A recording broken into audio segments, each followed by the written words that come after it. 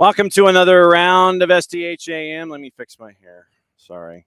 Shower and drying and misbehaving and what the humidity is up to. So, John, here you there. Thanks for dropping by. It is a Reaction Monday. Abe's joining us, batting leadoff in a bit. Bart's coming on in hour number 2. And Bart will discuss some cards and calls for the weekend.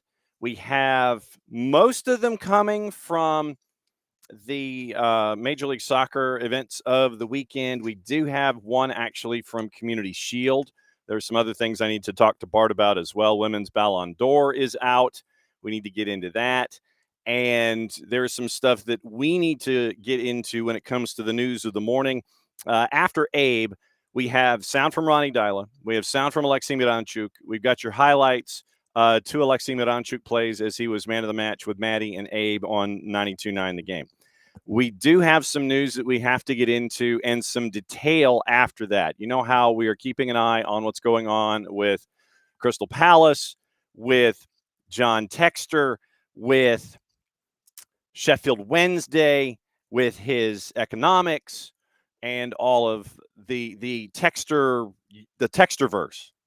Because we have texting, we have the texting verse, and now we have the texter verse.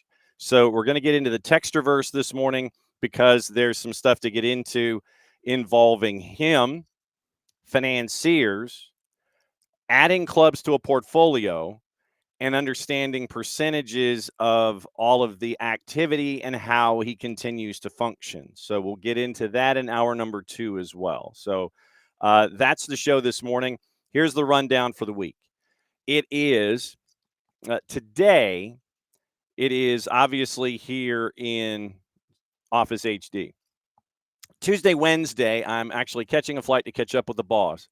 It is our last opportunity for anything resembling a vacation before the combination of high school football and our continued coverage here on a daily basis of everything going on. So the background will be different on Tuesday and Wednesday.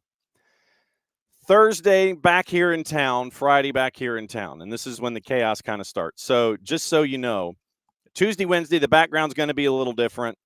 And everything will be normal, but just the background will be a little different. I won't be in this particular space.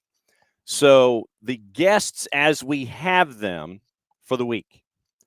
Tomorrow, set to catch up with Marty Jellamy, the head coach of Atlanta United Unified, to find out about Genuine Cup, find out about the trophy that they won, find out about what they learned about the format of the tournament itself was a little different, and the encouragement that happened after a loss and playing the competition that they played. Also, because in 13 days' time, the next home match for Atlanta United is the other side of the home and home with Toronto FC. And you remember how crazy that was last time when it was up at BMO Field with Toronto FC's team playing their first match in years. I think 2019, I think, was the last time they actually had an organized match. And so Marty Jellamy's going to join us tomorrow. We are probably going to catch up with our friends from the Marshall Islands on Tuesday in hour number 2. I think Marty's hour number 1 right now. Marshall Islands catch up is in hour number 2. This week is their first ever international 11v11 competition in Springdale, Arkansas. So we're probably going to catch up with some combination of Matt Webb in communications, Lloyd Hours, the technical director and head coach, Justin Whaley, part of the coaching staff. Some of them, maybe all of them, looking forward to catching up with them. I think it's Tuesday because Thursday is the first match day, so we want to talk to them before. And shoot, we might talk to them on Thursday too, or Friday, who knows. So Tuesday, we are efforting Marshall Islands. We are covering the Marshall Islands this week because that is obviously a project near and dear to us.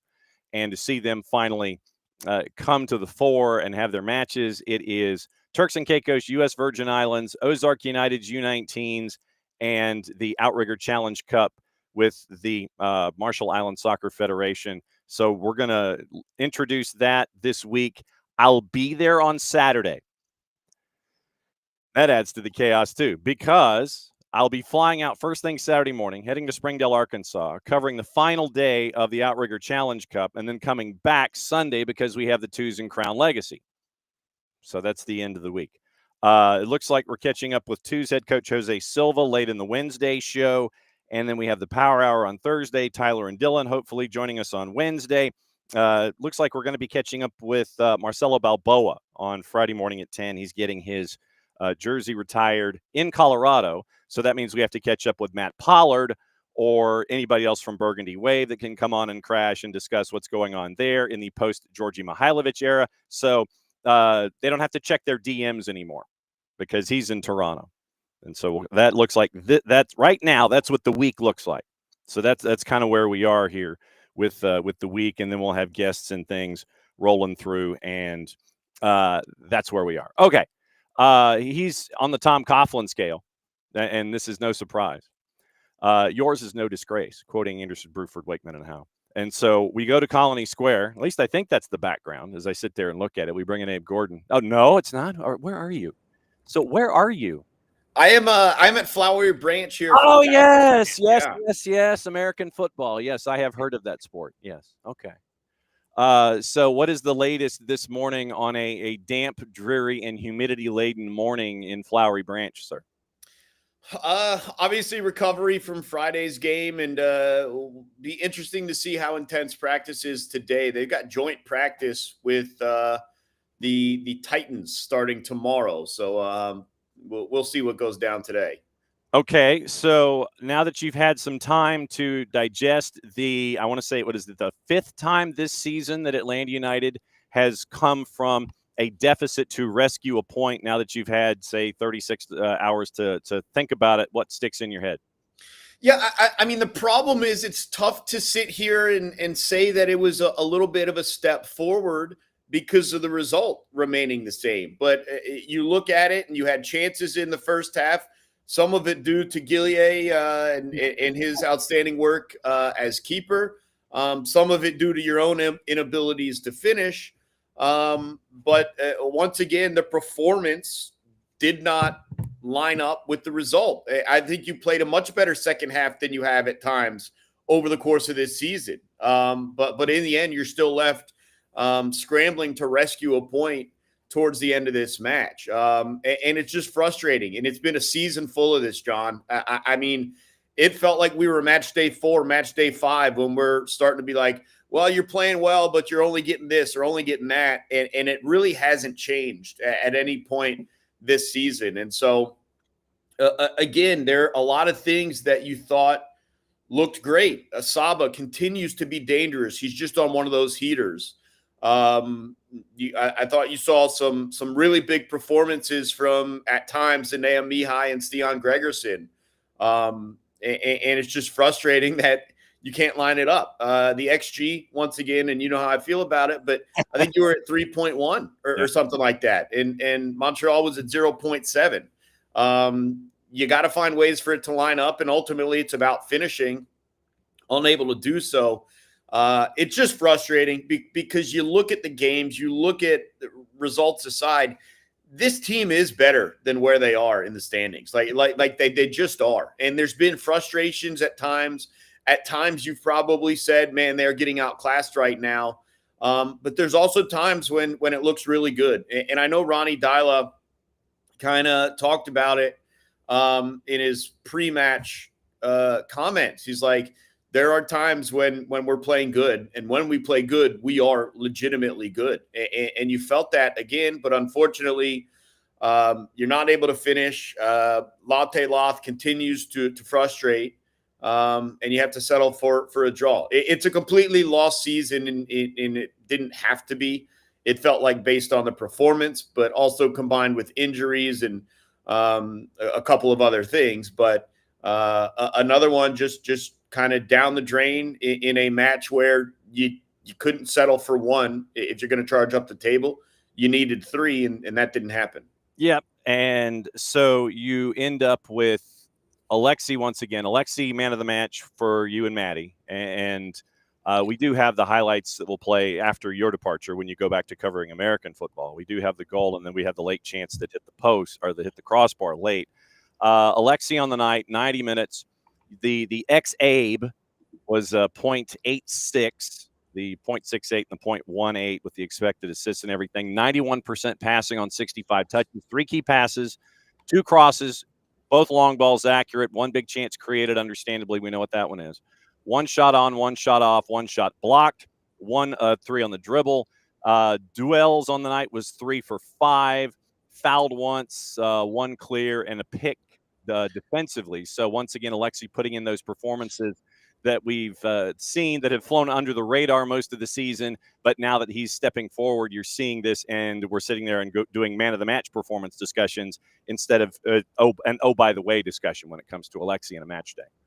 Well, yeah, and one of the problems is we're now counting on Alexi Moranchuk to score goals, and that's not really what this team needs from him, and not by any fault of his own, but by the fault of your 2 highest paid players not getting the job done. And you look at this team and you look at what Moranchuk's role should be, right? And he should be that midfield maestro who's setting up Miggy, who's setting up Latte Loth. But those guys aren't getting it done, although I do think Miggy had a much nicer performance specifically on Saturday. I've been pretty down on him for a while.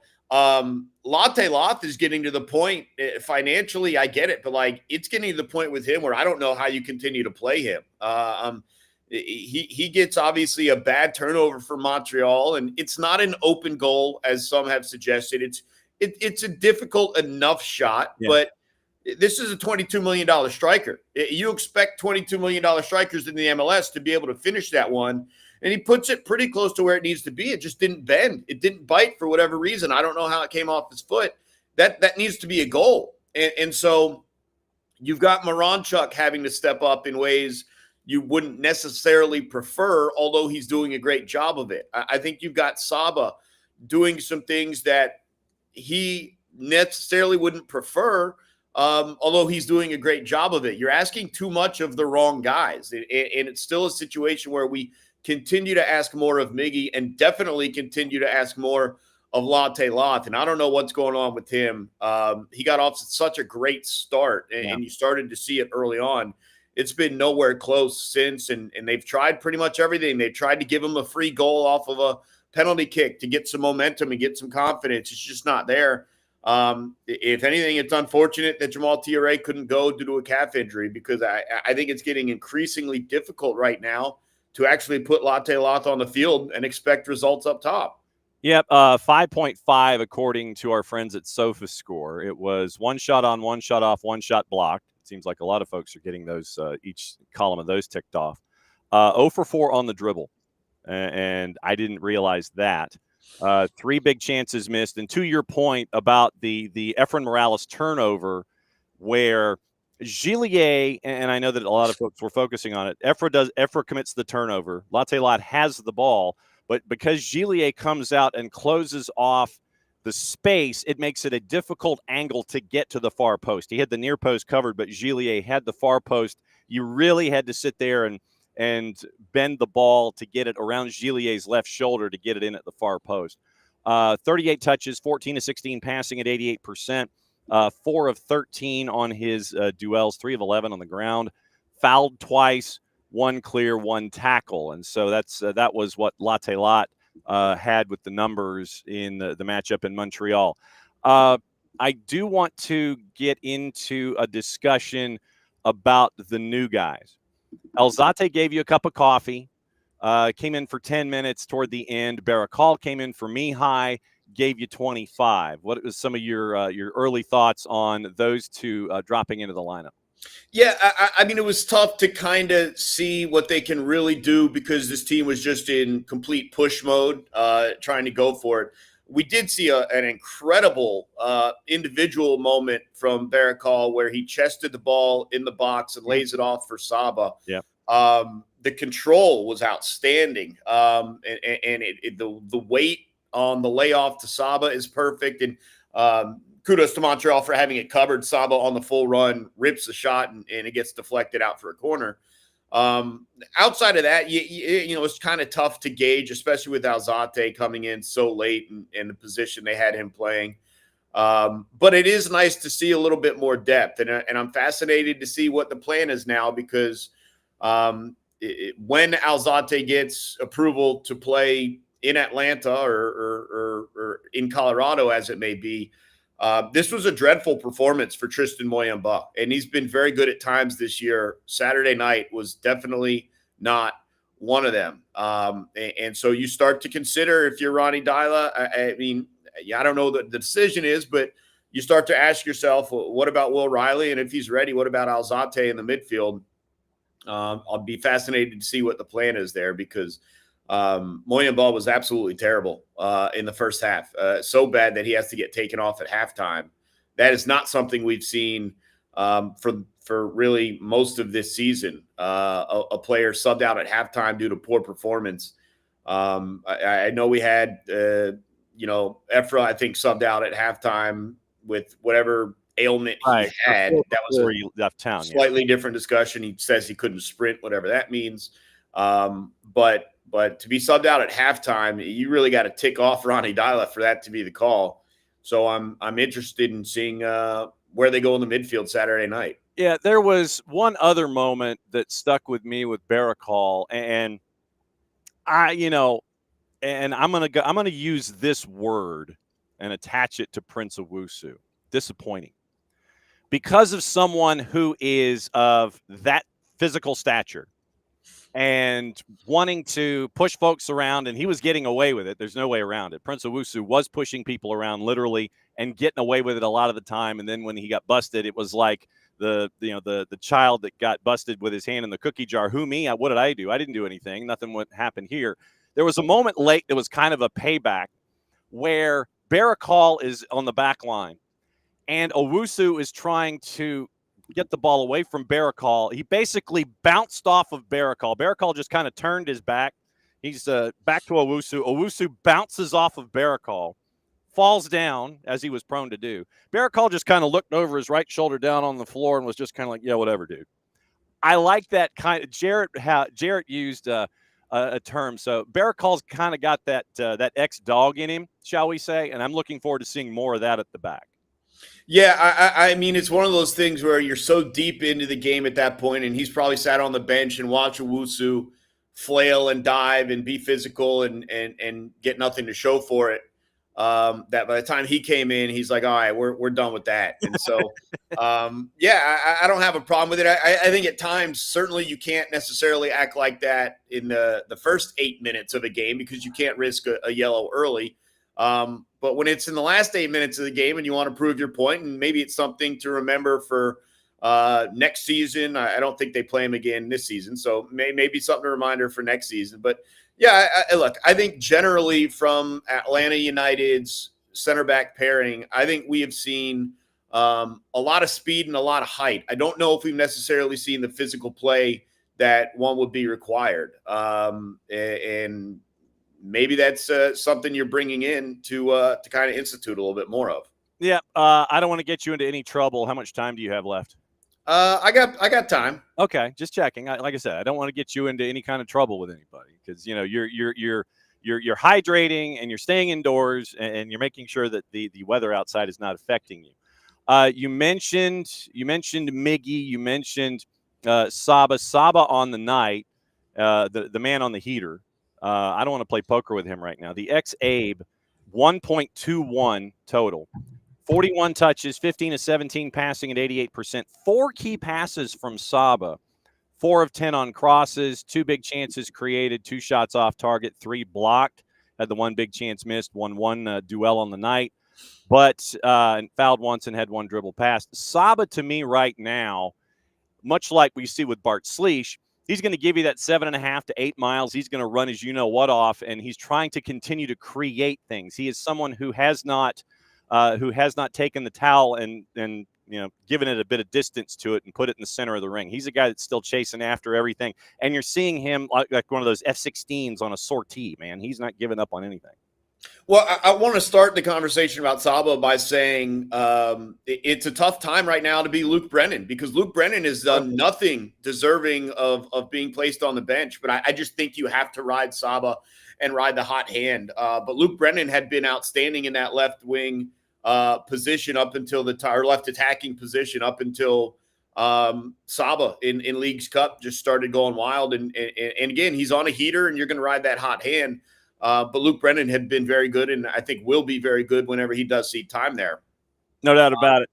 That being said, Yeah. I think you're seeing a lot of what you thought Saba was coming into the season, right? And running from the outside, cutting in, being dangerous, both from a passing perspective, but also from a spacing, from a running perspective. And it doesn't necessarily look the way it would with Luke. He's not going to take a guy on one-on-one to beat him to the touchline and then create from there. He's probably looking to slide across the box and find space to rip a shot. And he found one or two, and again, some great saves kept him off the scoreline. But again, for that left side position that had been such a problem a year ago and really for multiple seasons, it now looks like with Luke being dangerous, with Saba being dangerous on that side. And there's also the connection with Brooks Lennon, who's been moved to the left side. And we've seen Brooks and Saba certainly connect for quite a long time on the right side. And you try Saba on the try Brooks on the left, pair with Saba on the left, and there's certainly something there as well. And so it has been pretty good right now on that side. But again, at the end of the day, it ultimately, he looks dangerous. He feels dangerous. Chances created, but not goals. And I don't think that's on Saba. I don't think it's on Moranchuk. Yeah. But in the end, 1 point is just not enough. That was one of the worst teams in MLS that you went to their place. You still have no wins on the season on the road. Yeah. And if you're going to charge up the table, which I mean, I guess we can say it's still mathematically possible. You know, if you get 9 straight wins, tie the MLS record for most consecutive victories, then sure, it's there. But realistically, it feels like you're just playing out the string here. Yep, and we'll keep an eye on things as they get ready for the trip to Colorado this weekend. Abby is asking, is there an update on the Detroit Lions player from the weekend? Yeah, it looks like things are going to be okay. I know there's immediate concern anytime an ambulance has to come and teams are knelt down. But the Lions provided a positive update that night. He's breathing, he's talking, there's some movement. And then Norris himself, Maurice Norris, did also post that everything is fine. Obviously going to take a long time for him to, if he does get back onto the field. But it's one of those things you don't really know immediately. I think the initial concerns are valid, but it feels and looks like the actual injury was slightly different, which is good news. Yeah. All right. So your plans, it is going to be Maddie and Mr. Full-Time Report and Mr. Five Stripes Countdown Masked Individual on the weekend. You get to spend time in other places, true? Yeah, I got a half marathon on Saturday night. Ooh. So I will be partaking in that on Saturday night. Wow. Gearing up, and that's what the water for is right now. So wow. So where is said half marathon? It's in Roswell. It's the Alien 13.1 in Riverside Park, and kind of runs around there and Azalea Drive and in that area. So okay, I didn't know if this was like something that you were traveling north for. Or no, it's here in Atlanta, but hopefully, look, I would say this.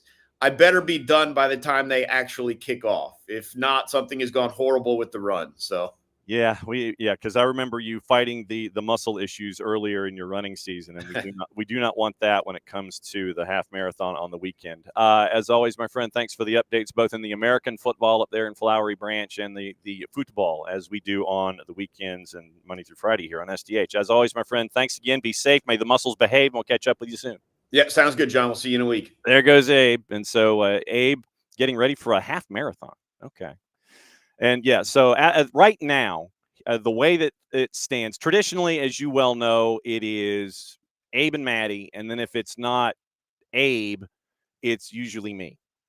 But because I'm in Springdale, Arkansas, we're trying to figure out the dynamic of who's going to be there. What masked individual, what unknown co-host with the brown paper bag is going to be in there with Maddie in the studios of 92.9 The Game and the Odyssey app on the weekend. So it is Maddie and co-host X. Like I said, traditionally it would be me, but it's Maddie and co-host X at the studio for 92.9 The Game on the Odyssey app. And so we'll find out what that's going to be like as we get later on in the week. Okay.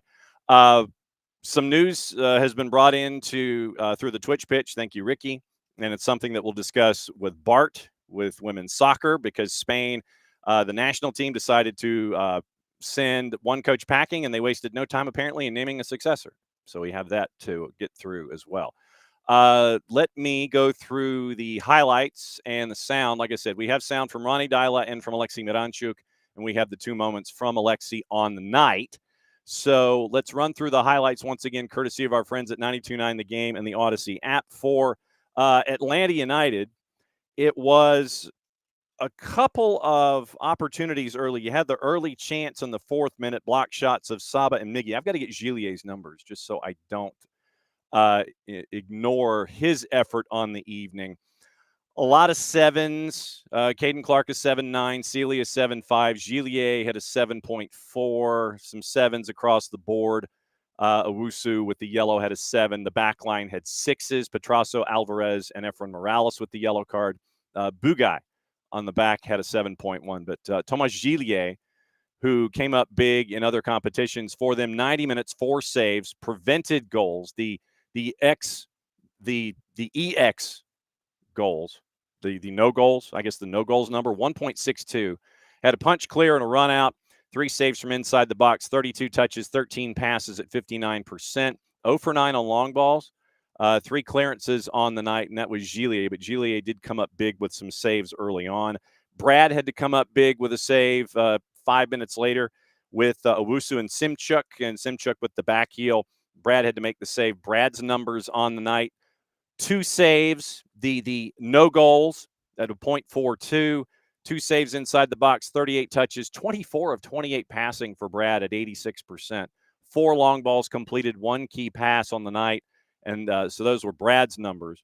Caden Clark and Latte Lot down inside the 18, both went down either side. No PK call on either element. Efra ended up getting a yellow in the 10th. I'll give Efren Morales a lot of credit for playing the full time that he did on a yellow card, going studs in on Saba in the 10th minute, getting a yellow and sticking with it the entire time. You did not get VAR. It was just a standard rough tackle. You end up once again, Gillier and Craig, and that was the moment early on, 14th, 15th minute, where you had Gillier and Craig on Latte Lot. That was the save that we were talking about. There was a handball call that did not get emphasized. It ended up just as a clearing moment. Alexei and Saba combining. Gillier had the double save in the 16th minute, and that's what a lot of folks were referencing. Then this was the other thing with Gillier. Gillier liked shoving Latte Lot. I don't know why, but it was just odd. Gillier is like, Latte Lot is standing. Gillier is pushing him, and then Latte Lot bends down, I guess because he's getting pushed and he's kind of over it. And Gillier continues to push Latte Lot. He's not doing nothing. He's just kind of sitting there and he's trying to post up a little bit. But Gillier he was barking and pushing Latte Lot. And it was just odd. It was just weird. But Gillier got away with it a lot. First 20 minutes, 70% possession for Atlanta. You end up with the Montreal corner, and then Ronald with the defensive clear, doubling back in the 24th minute. Stian with a clearance, and then Sealy hit the post in the 26th. Montreal and their press was creating giveaways. So Atlanta United in the first 20 to 25, they were pretty much in the ascendancy in the match. They were in control. Then something flipped. Momentum flipped. Montreal starts to press with Marco Donadel changing his tactics a little bit. And then you end up seeing Montreal pressing and Atlanta United kind of on their heels a little bit. Cross from Miranchuk to Latte Lot in the 29th minute. That was the one that just went over Latte Lot's head at the far post. It was a great ball. It just missed the connection with Latte Lot. Then we mentioned the Gillier save off of the turnover. Saba and Miranchuk combining again in the 37th. And then you end up with Sealy getting the goal, where it was a great ball to get it to the edge of the 18. And then as folks are trying to crash, I believe it was to Caden Clark. Clark found Sealy behind the defense because the defense is trying to close the distance and make it difficult if Caden Clark wants to pull the trigger. Clark sees Sealy, gets it to Sealy. Sealy scores to make it 1-0. And you end up with that being the moment in the first half. Saba and Bart combined with a header wide, and it was 1-1 at the break. Then in the second half, you end up with Will Riley, as Abe mentioned. Tristan Muyumba did not have an effective night. He was pulled at 45. And so Will Riley comes in. He gives you 45 minutes, 30 touches, 17 to 22, 77%. 5 of 7 on the ground duels for Will Riley. A good night for that. Fouled twice, 2 tackles and 2 dribbles passed. Brad had to come up with a save in the 48th. They had the no call on Miggy by Seeley. Then Latelot in the 52nd couldn't get free on a 1v2. Then he tried for Saba, and there was too much on it shortly thereafter. Owusu, with all of his pushing and shoving by the 55th minute, just got a talking to when he really should have gotten a card by the 55th minute. Then it was Saba with a great run combining with Brooks, and then it was another good save by Gillier. I don't know why Ronald got the yellow in the 59th, but Owusu finally ends up getting his yellow card that he so richly deserved in the 60th minute with 30 to go. Barakal came in once again. We mentioned Barakal came in, gave you 25. Then he came in for Mihai. And Alzate came in, gave you 10 at the end with Ronald Hernandez. Luke came in, gave you 15 when you were chasing after a goal for Brooks Lennon. Then Derek started. Derek came in, sorry. Stian started, Derek came in, gave you 15. And those were your subs on the night. Then, let's see, it was, we had the corners, and then Brennan. It was Brennan, Brooks, and Stian being subbed. That was in the 76th minute. Foul sets up the in the 77th from 30 yards out, just a bit much. And then you end up with the moment late in the 87th minute after Atlanta United's dialing up the pressure once again. 87th minute, and that final 20 minutes or so was Atlanta. And so here was the equalizer. Alexei Miranchuk, the responsible party in front. Here's Mike and Jason, 92.9 The Game on the Odyssey app. Action again at the goal to our left. 87th minute, 1-0 Montreal. Saba, arm of the air, drops it. Here it comes to the near post. Flicked across the face of goal to the back post. Header, score! Atlanta United finds the equalizer on the corner. It's Alexei Miranchuk scoring again, and it's 1-1. So Alexei scores. It's tied at 1-1. And that wasn't it. Atlanta United kept pushing and pressing, trying to get the game winner. And there was this chance late at 90+2. Once again, Alexei Miranchuk responsible for it. Getting into the team for the first. Whoops, wrong one. That's his post game, not the shot. Here's the shot late. Thrown off the far touchline into Miranchuk in the far attacking corner. He reverses it to Almiron at the top of the 18. He dribbles into the box, cuts it back now to the top of the 18. Shot off the crossbar from the top of the 18 by Miranchuk. It bounces out for goal kick. Whew. Alexei nearly won the match. And it was the low side of the, or maybe the face of the crossbar, not the top of it. So it was very, very close. And now Gillier will send this away from left to right with about 90 seconds to play. 1-1 the score. And that would be how it would wrap up at 1-1. So after the match, Jason started the conversation with Ronnie Dyla, and here's their thoughts after the match. I think we started really good. First 25 minutes was really, really good. And then we had a little bit period that we had a couple of set play against us. And a goal also come in within that period, I think. But we produce big chances. So we need to be more effective in this kind of situation. I think when we see the stats afterwards, I think it's 8-2. We've been the big chances. It's 3.33 in expected goals. So, have to try to all the time look behind the result. We come back. I think they were just defending for big parts of the game. And that's a sign also that we get better, that they cannot cope with our passing. I think we should have keep them played more wide. I think we will go a little bit too much to center. Every time we go wide and inside, we open them up. So that is something we have to learn from. But great attitude. Everybody work hard. Some subs coming in to make a difference. Also very difficult to change the whole back four during a game. I've never seen that in my life, but that's happened now many times in a row, and that's of course because we have made the changes and we are not 100% fit. Say with Steven had to play 10-15 minutes, he's not ready for so much more. So yeah, just sad we don't win because we deserve that. Is one of the hardest things in coaching staying positive and staying true to what you're doing when you're playing well, but the results aren't coming? Yeah, that's what I said to him in the break. We can sit and feel sorry for ourselves. Now we have to show character and we have to do exactly what we agreed to do. And I think they did that. We have always things that we can do better individually and also collectively, but we were much better than them today. And over time, you have to win football games. Need some confidence. We need some, that goes a little bit our way. But that doesn't come for free. You have to fight for that. So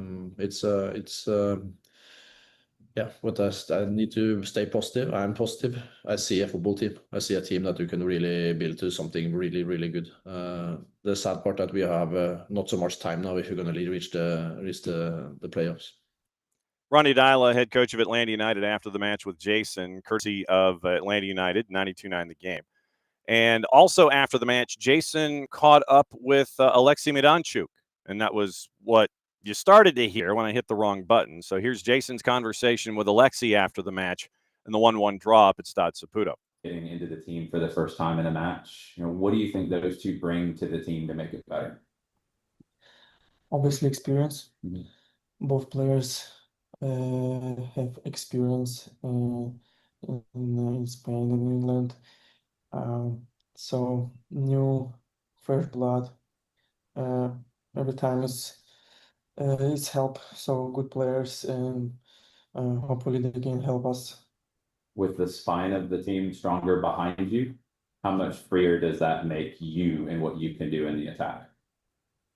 Like if they cover me behind? Yeah, with Alzate now, with Bartosz is playing well, with two center backs now. Okay. Do you feel like with that being stronger, you can play more freely? Oh yeah, this is, and now especially last couple of even more games, we have a lot of possession, and when you have a lot of possession, it means that you need to do offensive marking. So, and we've been doing this very well, and it gives a lot of pressure on the opponent. So, and I guess that's what we wanted to play from the beginning of the season, like attacking offensive football, and it's helped a lot.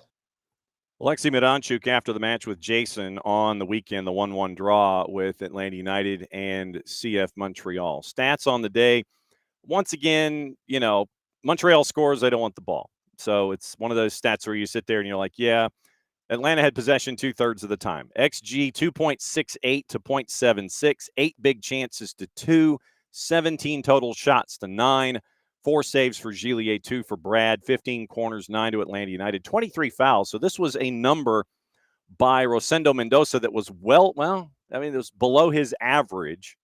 Not by a whole lot, but still below his average. 14 of the fouls to Montreal. Basically, Atlanta United twice as many passes because of the pressure that they were creating. And Montreal just really, with a 1-0 lead, they just didn't want the ball. It's like, here, it's got cooties. You want it, you take care of it. 5 yellows on the night, 3 for Atlanta United and 2 for Montreal. 7 big chances. Wow, 7 big chances missed for Atlanta United. And just the one for the CF Montreal. 4 through balls to each side. 35 touches in the Montreal 18 for Atlanta United compared to 20. 4 times Atlanta United fouled in the final third compared to 2. And that's and 1 offside on each. So those are the some of the numbers, some of the highlights across the board when it comes to Atlanta United and Montreal. Shared result at Stade Saputo at the end of the evening. So now, with the standings being what they are in the Eastern Conference, so we'll see if things can behave here. So Eastern Conference right now, Philadelphia is at 51 points, and this is most of the folks are 26 matches unless I say otherwise. Philadelphia at 51, Cincinnati at 49, Nashville at 47, Orlando at 44. Orlando taking care of the folks from Fort Lauderdale last night in Central Florida. Columbus has a match in hand. They're at 44. Miami has 3 matches in hand at most. They're at 42. So literally, if they end up with, it would be close right now. If they win out, they're at 51. There's a 7-goal difference with them in Philadelphia right now. I wonder what our friends at Ball Watching are getting the feedback when it comes to Bradley Carnell not being in St. Louis. Charlotte's at 41 points. We do have stuff to talk about with Charlotte and what happened with them on the weekend with Cincinnati. That'll come up with Bart in Cards and Calls and stuff that happened. We'll get that in hour number 2. Charlotte right now 7th at 41 points. They've played 26. NYC 2 matches in hand. They're at 38. Chicago 1 match in hand, 25 matches, 36 points. That's your playoff bar. So 36 is the number right now. Red Bulls have 36, but they are 1 behind in goal difference. New England at 28 points. They're in 11. Toronto and Atlanta both at 22. So you're looking at 14. You're looking at 14 points back with 9 to go. So that's what you're staring at. Got to win 7 of the 9 to have a shot. So Toronto and Atlanta, 22 points each. Toronto, better goal difference by a substantial margin. Montreal's at 19. They're at 26 matches. DC is at 19, 26 matches. The goal difference for DC United, minus 29. 51 goals allowed, 22 scored in 26 matches, and minus 29. But obviously one of the telling figures for Atlanta United that still is there, 0-7-5 on the road this year.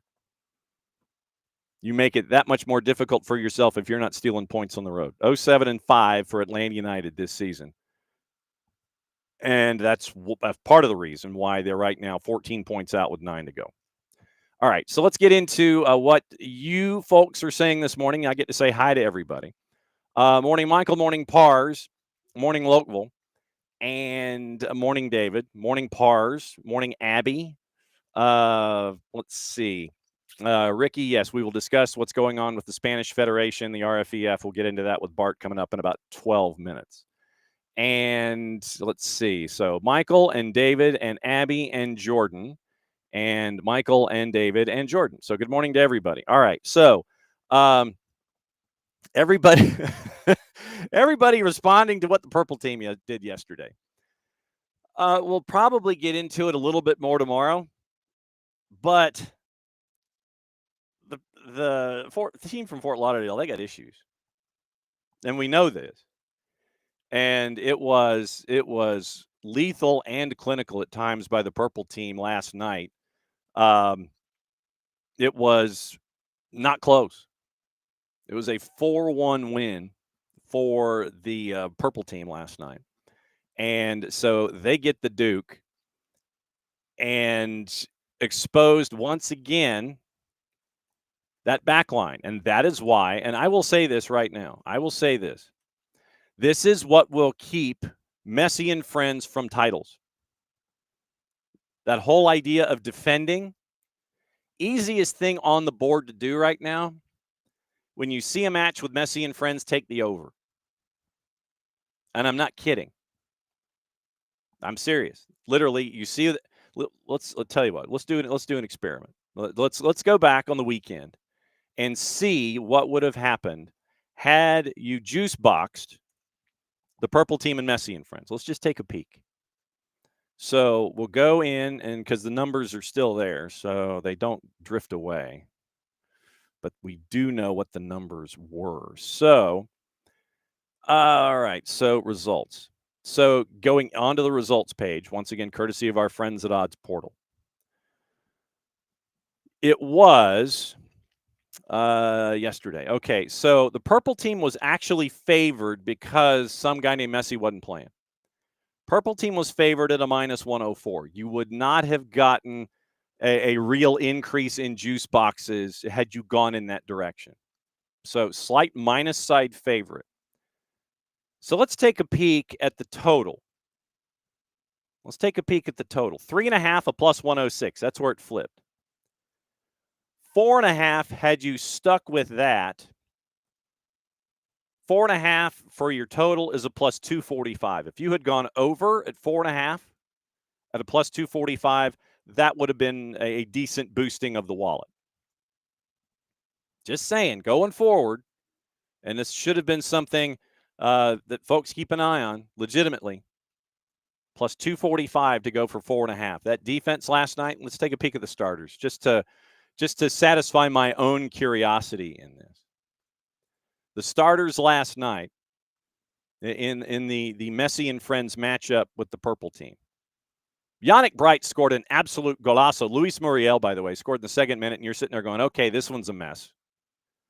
And so then Yannick Bright scores in the fifth with an absolute rocket, and you're going, yeah, this one's a mess. Yeah, they got into happy hour pretty early. Backline last night, Jordi Alba, Noah Allen, Maxi Falcone with his rescinded red card, and Ian Frey. Jordi Alba, Falcone, and Frey each low sixes. Jordi Alba 6.3, Maxi Falcone and Frey 6.4s, Noah Allen a 5.8, and he had a rough night. Noah Allen, 3 clears, 1 tackle, 2 dribbled past, 1 for 5 on his duels, 5 times losing possession at the back, committed a foul. 47 of 52 passing, 2 long balls connecting, 57 touches, and that was it. Yellow card for Noah Allen, yellow card for Maxi Falcone, and yeah, it was a rough night. But once again, keep an eye on it. Keep an eye on Messi and Friends in the total. Probably one of the easier things to look at the entire season. Michael, that is a question that I do not know. If you don't get the playoffs, what's the Garber Bucks distribution? Well, let's see if there's something here. Allocation money, MLS, if I could spell, non-playoff teams. Okay, so let's see. End of season allocation of $200,000 for each team that does not make the postseason. So CBA section 10.17 and roster rules. So expansion teams allocations, each team end of season allocation. So it looks like it's an additional $200,000. So everybody gets $200,000 in Garber Bucks. It's an end of season extra $200,000 if you don't make the postseason. And transfers and loans, third DP, free agent comp, expansion comp, annual allocation of $100,000. Okay, so it's an additional $200,000 of Garber Bucks if you don't make the playoffs.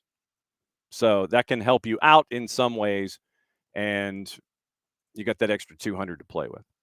So let's see. Let's see. David remarking on the color of the tops for the 2 main teams in Florida in Major League Soccer. Let's see. And so Ricky, Spain's women's coach, is out. Yes, we will get into that. So actually, tell you what, let me set the table with that with Bart. And like I said, we'll get into that because, yeah, I know, Derek, what is this defending that you speak of? Okay, so according to the RFEF, which is the Spanish version of their governing body, Sonia Bermudez is now in. New national team coach, 63 matches with the Spain, the Selección Española Femenine, 35 goals. She will form a duo with Iraya Iturregui. Years of experience on the sideline, 402 matches in the first division. So Sonia Bermudez in for the RFEF as their new national team head coach 45 minutes ago. And Montse is out, and they posted a 7-second video saying Nations League champ in 2024, sub-champ Europe 2025. So Montse out, and so her time is done, and Sonia Bermudez with some assistance from Iraya Ituregi is in. Montse out. And Sonia Bermudez in as of about 9:10 this morning. So when we started opening kickoff, that's when this happened with the RFEF. So we'll get Bart to discuss as well. Lookville's going to watch the game. Michael, as obviously he's not been a fan of Brooks and is kind of backward liking what Brooks is doing on the left-hand side. We got into that with Abe. And I think that for Brooks, once again, having played it once before, and I mean that literally once. He played it once in 2019 in a matchup against Columbus. I think he's adjusting well. And you just kind of have to think in a mirror. And I think that you're seeing Brooks and Saba and or Luke and those relationships up the left-hand side as Brooks is kind of on the job training with what we're seeing with him at left back as we keep an eye on Pedro Amador. Let's see. Pars is asking about Latte Lot tracking back to build up play.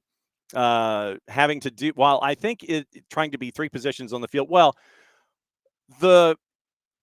what you want from your players, Pars, is you want them to do both, or you want them, in your case, to do three things.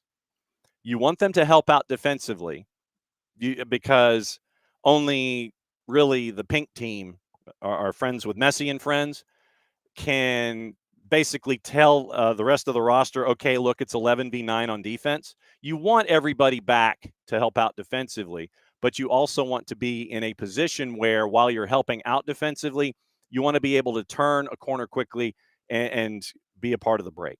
So you want players that are multidimensional. You want players to come back and help defend, e.g. Saba and et cetera. So you want your defenders to come back. Saba's going to come back to help out. And you want those guys, Luke Brennan's going to come back. You want them to help you out defensively. So then you can use the speed that you have available from them in transition. And so, I mean, Latte, you want him to track back to be ready to spring and go in transition when Atlanta United regains possession of the ball. So not very many people are Luis Suarez and Messi. So Messi and friends going in, it's 11v9 defensively, or 9v11. So you're looking at, or 8v10. You're looking at it that way with Messi and friends because it is Messi and friends. They're having to navigate being in their mid to late 30s and conserve energy and know when to turn it on and when to turn it off. In this system of Atlanta United, you're 10v10, or you're 10v11 or 11v10. 11v10 defensively. So you want those players to backtrack to help out, but you also want them to spring and go when the opportunity is there. So that's why your job is to do both offense and defense, unless your name is Messi or Suarez. So that's why you see Latte Lot helping out defensively. And David, yeah, you did not hear Latte Lot and Miggy a lot. And Lokeville mentioning seeing Latte Lot with good press, looking better in hold-up play, and obviously, yeah, needing the shots. Michael on Jaden Hibbert versus Brad Gazan. That's Jaden getting reps in practice and learning. And if things go a certain way the remainder of the season, don't be surprised if you end up seeing more of Jaden between the sticks. But I mean, Brad has been doing very well as a keeper for Atlanta United, and having that experience at the back also, and this coming into play. With Mihai and with Barakal added to the mix at the back, you need that experienced voice to help direct traffic and make sure folks know where they're going. That's something that Jaden is learning in Major League Soccer. But right now, the experienced voice of Brad Gazan, with those new parts coming in, with Mihai and with Barakal specifically, will help you out navigating what Ronnie Dalla is looking for defensively and positioning and all that kind of stuff. So it is a voice of experience in a time of transition. It's probably the way to phrase it. So that's that would be the way that I would phrase it. Let's see. Abby's heading to get really good Cuban food at Las Espadas. Okay. Yeah, I know, Derek. What is the defending that I speak of with the purple team? So that is well, and I know that a lot of folks, and we will sit there and tell you the same thing about Jaden, is that Jaden, and Jaden is the future, is one of a possible, number of futures. Because if you think about it, and if you think about Jaden is getting chased by John O'Ransom and James Donaldson. So the back five for Atlanta United, once again, left back you and all of that. Jaden's getting chased by John O'Ransom and James Donaldson. So that pipeline is there. Josh Cohen was called into service as he's coming off injury.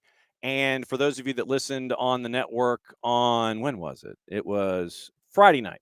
Friday night, Atlanta United 2 gets their first win of the season on the road. They go to Toronto at York Lions Stadium on the campus of York University, get a big 3-1 win for Atlanta United 2 as they are chasing after a playoff spot in MLS Next Pro in the Eastern Conference. So taking advantage of the matches that they have in hand.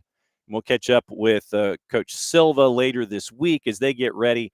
Sunday night at the Fraction, big matchup with Crown Legacy coming to town. So please attend, please attend, please attend. Standings in MLS Next Pro, by the way, if the buttons would behave, I would let you know what they are. Eastern Conference right now in and around the playoff bar. TFC 2 is at 28 points. Atlanta's at 22, and they've got 2 matches in hand, meaning Atlanta. So Atlanta needs some wins, and they need more wins because the first tiebreaker in the standings is wins gathered during a season. It's not goal difference. It is first and foremost the wins that you get. So right now, Atlanta, because they've had so many times playing in a shootout this season in MLS Next Pro, they're behind in the win category. So they need to win, and they need to win more than the folks around them, even though they are 6 points out of a playoff spot right now. 2 wins out of a playoff spot. Next up is Crown Legacy. Crown Legacy ahead of them in the standings, and they are 4 points ahead of them, and this would be one of those opportunities for Atlanta United to close the distance between them and the playoff bar once again in the Eastern Conference. Okay, it is that time where it is hour number 2, and we have a lot of things to discuss with Bart.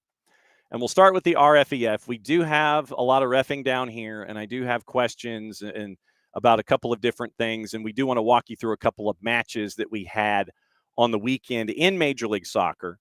FC Cincinnati, Charlotte. You had the ending of Red Bulls and RSL, which apparently was off the rails. And you also had the Yeonmin Son PK call in Chicago. I mean, if you're Yeonmin Son, let me bring in Bart. So if you're Yeonmin Son, Bart, morning. Good morning. If you're Yeonmin Son and you're starting with LAFC, how do you explain to people that your first career activity in Major League Soccer was in Bridgeview? It's like a stadium that no longer serves the team that is playing there. Correct. Yeah. No, I was in Chicago. Sir, it was suburban Chicago. Yeah. It was Bridgeview? Well, trying to explain suburbs to anyone not from America is probably a tough task. So good for him. He made an impact in his first match in MLS, and if you're LAFC, that's what you needed. They need some help. I heard you talking about our Atlanta United 2's not being able to get into the playoff push. LAFC, yeah, I mean, could use some help to secure their playoff spot as well. So good for Son to come in and actually help his team. Imagine a designated player helping their team like that. There you be Atlanta. There's your first. Oh, I have more, John. There's the first shot of the morning. The news that broke during hour number 1 from the RFEF. Montse Tome out. Yeah. Sonia Bermudez and getting help from Iraya Itureki in for the RFEF. Your initial thoughts on that? I kind of thought this might happen after, obviously, they did not win Euros. Granted, they lost in a penalty shootout. I don't know if that's the best course of action, especially because, they do have Nations League finals coming up in October and November. But, this may have also been something that Tome decided to do somewhat in conjunction. I think the terminology is did not renew her contract. Yeah. Yes. So that may also be her not pushing for something or wanting too much to stay. We don't know the full negotiations. Right. Initial reporting that I saw kind of indicated that she would be leaving. Now, that puts the action, John, we're getting into grammar down here a second. Hey, we're making her the subject of the sentence there. Yeah. Does skew things in okay, she's not returning. I'm not sure. We know how the RFEF treats women. So I don't know how much this is, to be quite honest. But look, she could probably have a great career coaching any club in the world right now. And I don't think that anything that Spain did during the Euros was her fault or not her fault. They lost in a penalty shootout in the finals. Yeah. That happens. Coaches can't make penalty kicks for players. Ask Arne Slot over at Liverpool after today. Ooh, oh, look at you with the transition. Look at you with the transitional element. That's obviously so. It's fine since you went ahead with the transition, with the natural transition element. Yeah. Community Shield, and there was one call in particular where you were waving your hand in the air like you did care, and you're like, "What in the wide world of sports going on here?" So let everybody in that did not. By the way, let me ask you. I was watching the match. It got to halftime, and I was watching on the Plus. Mm-hmm. My feed froze on. Same. Okay. Yes, John. I don't know what happened. So literally, I would back out and I'd go back in. Yep. I'd go back in. I don't know if this particular tire company paid a boatload of money and just said stop the transmission. And oh no, mine just froze on the ESPN FC level. Oh, I mean, I had mine was legitimately frozen at the beginning of the tire company ad. No matter how did they spell tire? That's no, well, it was Continental, so it was the American spelling TIRE. But the weird one they have over there. Not the TY, but the TI. But literally every time I tried to rejoin the broadcast after halftime going into the second half of Community Shield, all I got was the front page, the 2.5-minute commercial break involving a tire company, so I couldn't see the second half. So you're going to have to tell me what I didn't see in addition to what you saw that you wanted to talk about. Oh, John and technology down here. We love it. So I'll just read the article from our friend Dale Johnson over in England, as we are back with VAR review. We are back. The game was in the 79th minute when a cross was played into the Liverpool penalty area. Alexis McAllister, because it's a space. Yes. Jumped to enter. Just tell him Alexis, Bart. Jumped to intercept the cross, but he missed the ball. It hit his raised arm, preventing it from reaching Ismaila Sarr. Referee Chris Kavanagh ignored claims for a penalty, and it was checked by VAR Paul Tierney. Two names that I know everyone on here loves. The decision was no penalty. And what I wanted to talk about, John, is what Dale talks about in this article. Basically, the FA and the Premier League and probably the EFL have chatted about what they actually want to be a handball. Okay. And what I want to talk about with this is there are different types of interpretations, emphasis, understandings. Okay, so then within IFAB. What's the rule? And then go into the wild card. Well, John, the rule is don't touch the ball with your hand. True. But this is where we're talking about with the laws of the game being modified recently about the handball, right? And so we do have handling the ball if it deliberately touches the ball, if a player deliberately touches the ball with their hand and arm, which again, armpit and below is our bad area.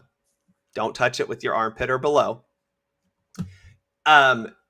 What they're looking at is, did it make their body unnaturally bigger?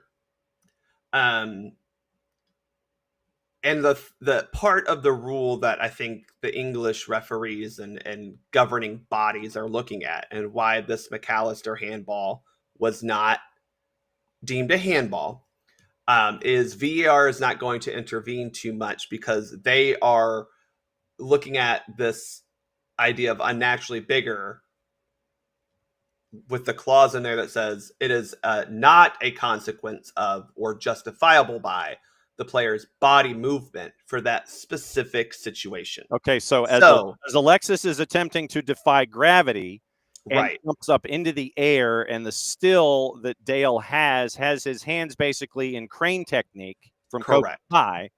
The contact is inside the crane technique, but it is a byproduct of the Alexis correct that creates the arms being the way they are.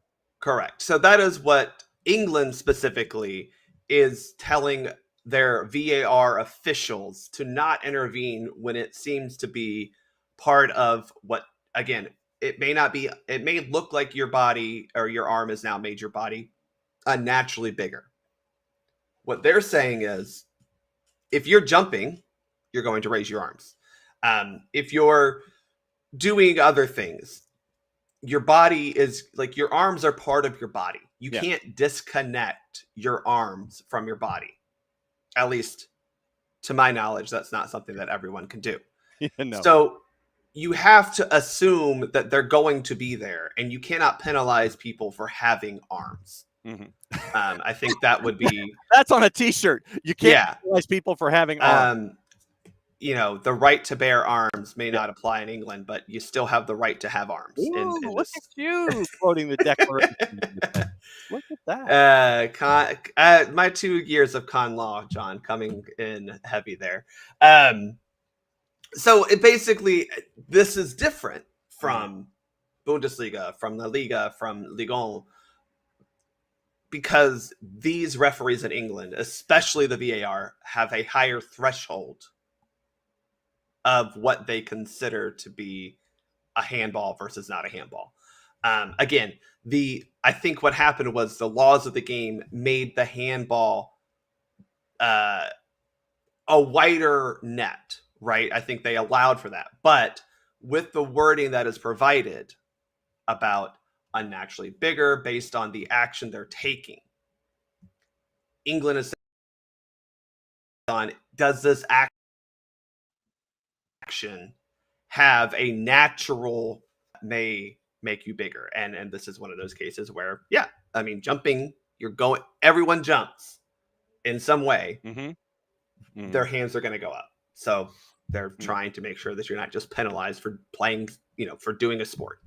Okay. Where do you want to go next? Do you want to go with Todd Bryan and Nunga and his river dance, or do you want to go with Kyle Duncan and Diego Luna with the end of that match? Let's go Diego Luna. Okay. All right. So same foul, legitimately the same foul, and I cannot remember a simultaneous act like this. So literally, you're talking 90th minute, you're talking tail end of everything before the fourth puts up the light board. 90th minute, Diego Luna is given a second yellow.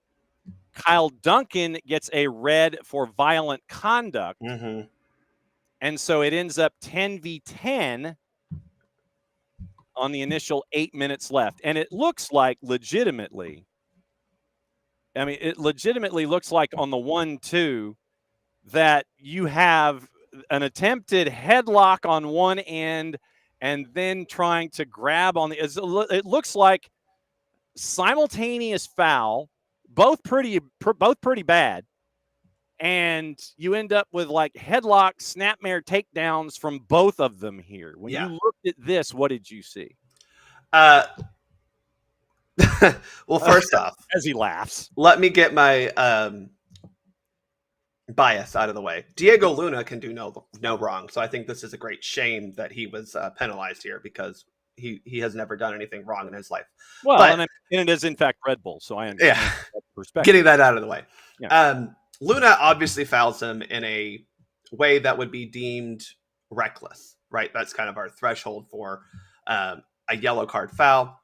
Another way to look at it. It was a chop. It was a chop forehand, right hand coming over Duncan's back, basically from behind.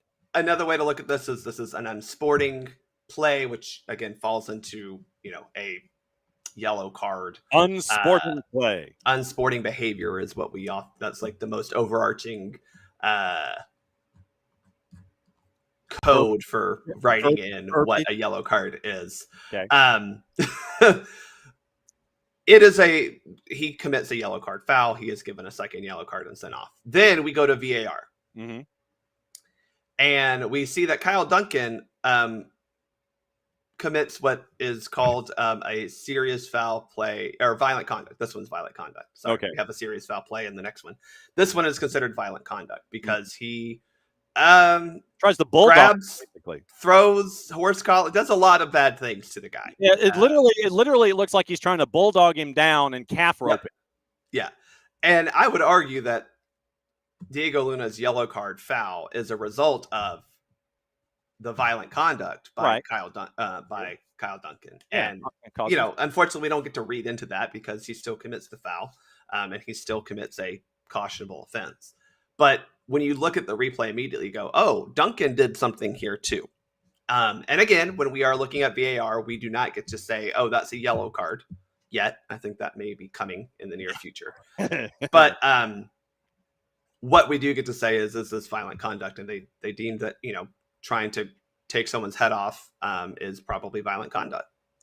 So cause and effect is irrelevant in any case.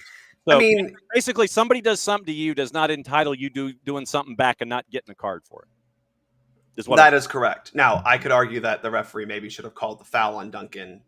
That would have maybe prevented Luna from doing anything that would have been untoward, because we know that he is an upstanding gentleman and would never do something like that on his own will. But this is such a bang-bang play, right? I mean, maybe not quite bang-bang, but this is players are doing silly things, which happens a lot in this game. You can't just stop it and say, okay, we're done. Right. There's a good chance that Luna would have continued to do what he ended up doing because he's just trying to win a ball. Yeah, he's trying to swim move as he and Duncan are jostling. Luna initially comes over with the right hand over Duncan's right shoulder. Yes. And you see Duncan get out of the move, and then he tries to bulldog Luna down. And then you have both of them hit the turf. And so and then Luna ends up on top of Duncan as they fall to the surface. Yes. So it's chaos begets chaos, and you end up with both of them sitting there going bang, bang. And then there is more chaos because this also had 2 penalty kick VAR as well. So imagine, John, your DP striker earning penalty kicks 2 in one game, man. Yeah, but the thing is, if you are that individual and you decide that you're going to Panenka and the keeper you should that was bad. His second penalty kick was better. Again, if it were me, I would just make my penalty kick, but smash it in the back of the net and do what you got to do and against RSL. But yes, find the intersection of the net on the back and the side, and work your way inside that open space, but not attack, but not directly involving the human being standing in front of it. Okay. I do want to get into the Youngmin Son PK because it was a foul, and then you had like 98 minutes of action the other way, and it's going back and looking at things in review. I want to finish with that, but I want to go to the matchup involving the low down dirty cheaters, I believe, as you refer to them. That they are low down and dirty and cheaters. Yes. Okay. That is correct. So it's the low down dirty cheaters and the Skyline Chili eaters, I guess is probably the best. So the low down dirty cheaters also have a guy on their team who's a low down dirty cheater, by the way. Yes. So you have he gets to play a big role in all this proceedings that we're about to talk. Why, yes, he does. Great how this works. Okay, so it is a moment, and there have been times where Todd Brian Anunga is legitimately a walking. If you had like an all card team, like an all walking card team, it would be Nuhu and Todd Brian Anunga would be probably 2 of your starting 11 or your 10 field players. He only has 3 cards this year, John. I know. I'm but just saying. I know. You look at behavior and you look at so top 1,400 minutes played, 2 yellow cards and a red card. Yes. Maybe he is finding his form. Yes. Our buddy Dell in Charleston knows all about Todd Bryan Anunga and what Todd Bryan Anunga did, where Todd Bryan Anunga decided that he was going to basically stomp on an individual on the calf, and you had your fair share of shenanigans, and it led to a pool question from our friend Laurel Failer to the man in the middle. And the question was the following, the submitted question, and I'm quoting from the pool report, because the way that this goes, if you are the pool reporter and you ask a question, it has to be letter perfect. I mean, this is like something that grammaticians, you got to lay this out or you're going to get a nebulous response and it's not going to answer your question. You have to be letter perfect in your addressing of the pool reporter question to get the answer that you're looking for. So here's the back and forth. The contact Todd Bryan Anunga, FC Cincinnati player number 27, made with Charlotte's Jibril Diani, made the foul rise to the level of a red card. And looking at the video, it's easy to see why, considering it was a stomp. This is So the response to the submitted question: 27, Cincinnati committed a serious foul play offense when he endangered the safety of his opponent by stepping on number 28 calf with the studs. Follow-up. After the VAR check and the red card issued, Roman Celentano restarted the play, indicating advantage was given to Todd Bryan Anunga on contact before he made the serious foul play offense. Why was advantage given in a seemingly not advantageous situation where he appeared to be trying to earn possession? Answer: there was no advantage. There was a moment of waiting and seeing. After he did not get possession, we went back to the original foul. So the second response gave me the thought bubble and the question marks, but let's walk through it. Obviously, the easy part is Todd Bryan Anunga and the stomp on Diani. Yeah, so we need to go back, though. Yes. Let's just, Anunga, that's a red card. You cannot stomp on someone's upper calf, almost knee. That is a red card. That is serious foul play. End of story. Philip Diaz got it right. So now we have to go back to the perceived However, foul. Yes. Yeah, the perceived foul on Anunga that Cincinnati is upset about, right? Specifically, one Matt Miazga, who was almost as upset about this as he was January 6, 2020. But it was a barely foul. I'm sorry. I just hate to say it. Like, if you're going to call that a foul, we're not going to be playing soccer. Okay. We're going to be taking free kicks every 3 minutes. Okay. I want to ask you, as a fan, as a man who covers this. Sure. Do you want to see contact and plays that on, like what happened on Anunga, called a foul throughout the game? Well, let me phrase it to you this way. If going into a match, that is the stylistic approach of that center ref, if you're consistent about it, sure, then I would get it. Okay.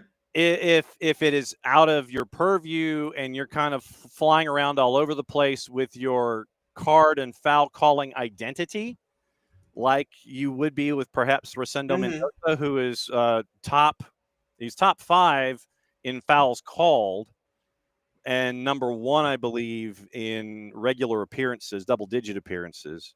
If you're calling a lot of fouls, look, be consistent about it. If that's your gig, that's your gig. If you're all over the place, then I got an issue with you. Fair? I think you're right, and I think that is a fair critique of, was this something that was consistent with the rest of the game? Sure. My point is that is not, to me, in my view, not a, oh wow, that's a foul. Not a capital letters foul. Correct. Okay. Especially then if we're going through VAR to look at it, and unfortunately, you're not going to get overturned by stepping on someone because that is serious foul play. That's a red card. Yeah. You know, that just is what it is. Yeah. I think Cincinnati,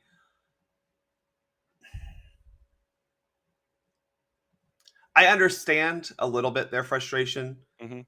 but Lord knows they've committed silly fouls like that and gotten away with them. So why all of a sudden are we complaining Well, about it? because they Now, are somewhat Philly Union light. they do have that. Now, I will also say that when we look at it's not advantage, it's a wait and see. That is absolutely correct. There was no clear advantage sign given. There was no outstretched hand or hands.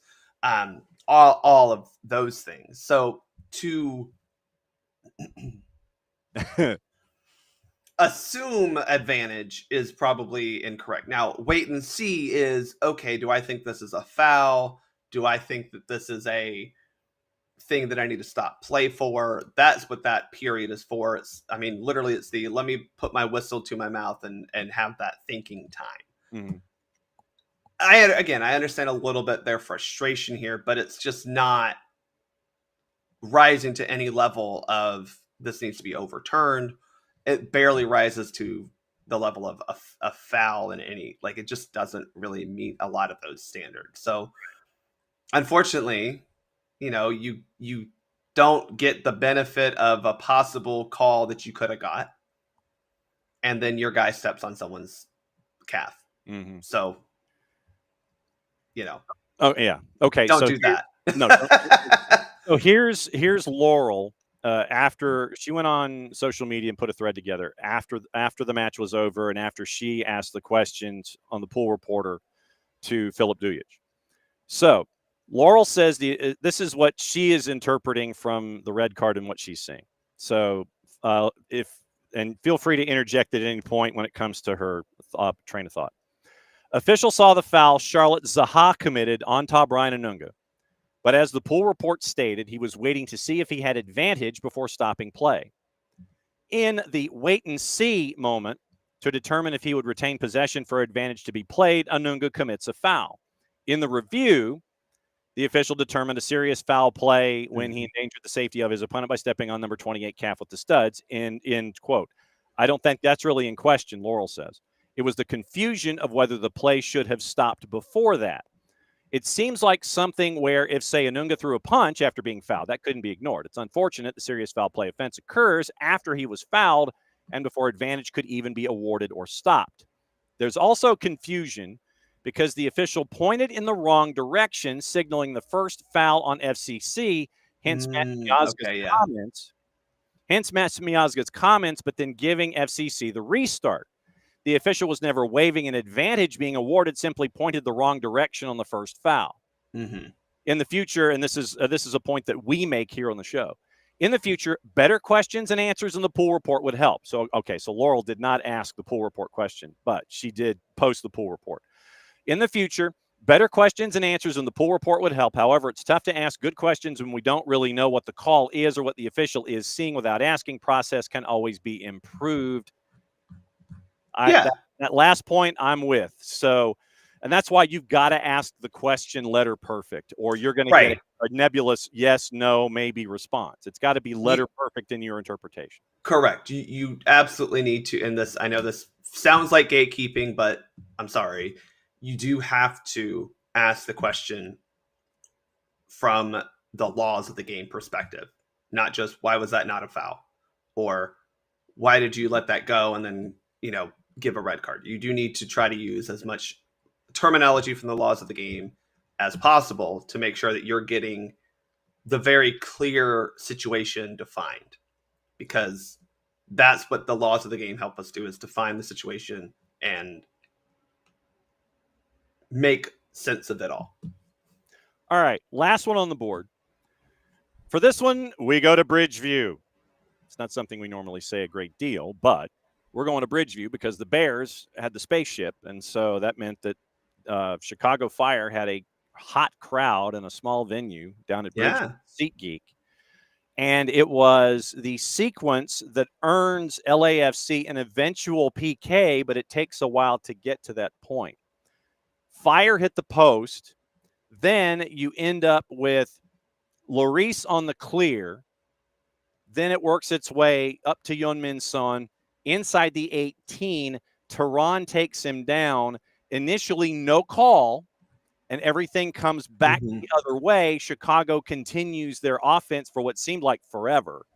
And then you end up with an off-field, because I didn't know that this was under review. I mean, I literally was looking at it without volume, so I apologize for not having volume if there was a review with Max and Dunny. But it appeared Son was down at the edge of the 6. He's looking for a call.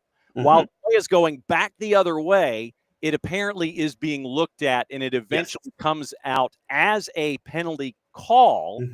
And Tehran wanted a piece of anybody and everybody for the following 15, 20 minutes. And after the match, he went back for more yapping and the whole thing. So it was chaos of the highest order in the 77th minute. What say you?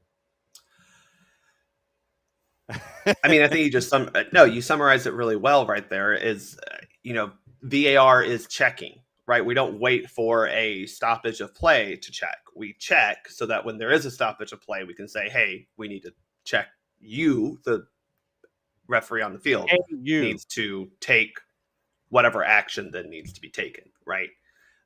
This is very clearly a tripping foul inside the penalty area. It just is. You can't. I think the unfortunate thing is the referee in the initial play is in no way, shape, or form in a good position to make this call or to see it. Now, maybe he should have had some help from his AR, but this is one of those nightmare scenarios where you're deep into one half because there's a lot of action at one goal, and then all of a sudden the quick transition comes, and you're sprinting the other way, trying to catch up with guys who get paid millions of dollars to be really fast. And the AR looked like he caught up really well. Yeah, AR did. And the AR, even with Tehran and Sonny, as they were going inside the 18. Yeah, I'm a little shocked that the referee couldn't have leaned on his AR here, right? Yeah. Again, in any way, shape, or form, the AR was pretty much in play. Yeah, that to me is the big error here. Yeah, is not why was the AR not able to lend his insight into, hey, is this a foul or not? Right. Maybe he did. I don't know. I don't have their comms. We'll just wait for the news dump on Friday or inside Pro Studio. But this was a foul. That's just what it is. It was a foul.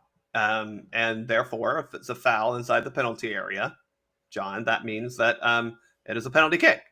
And, I think if I were to be harsh, he's lucky he didn't get a dog. So yeah, that was the other thing but I'll give him that he probably was making a legitimate play on the ball. Okay. Right. That's maybe how he gets away from this. Okay. So that tripping foul can be interpreted as a legitimate play on the ball. So Tehran gets past his own defender.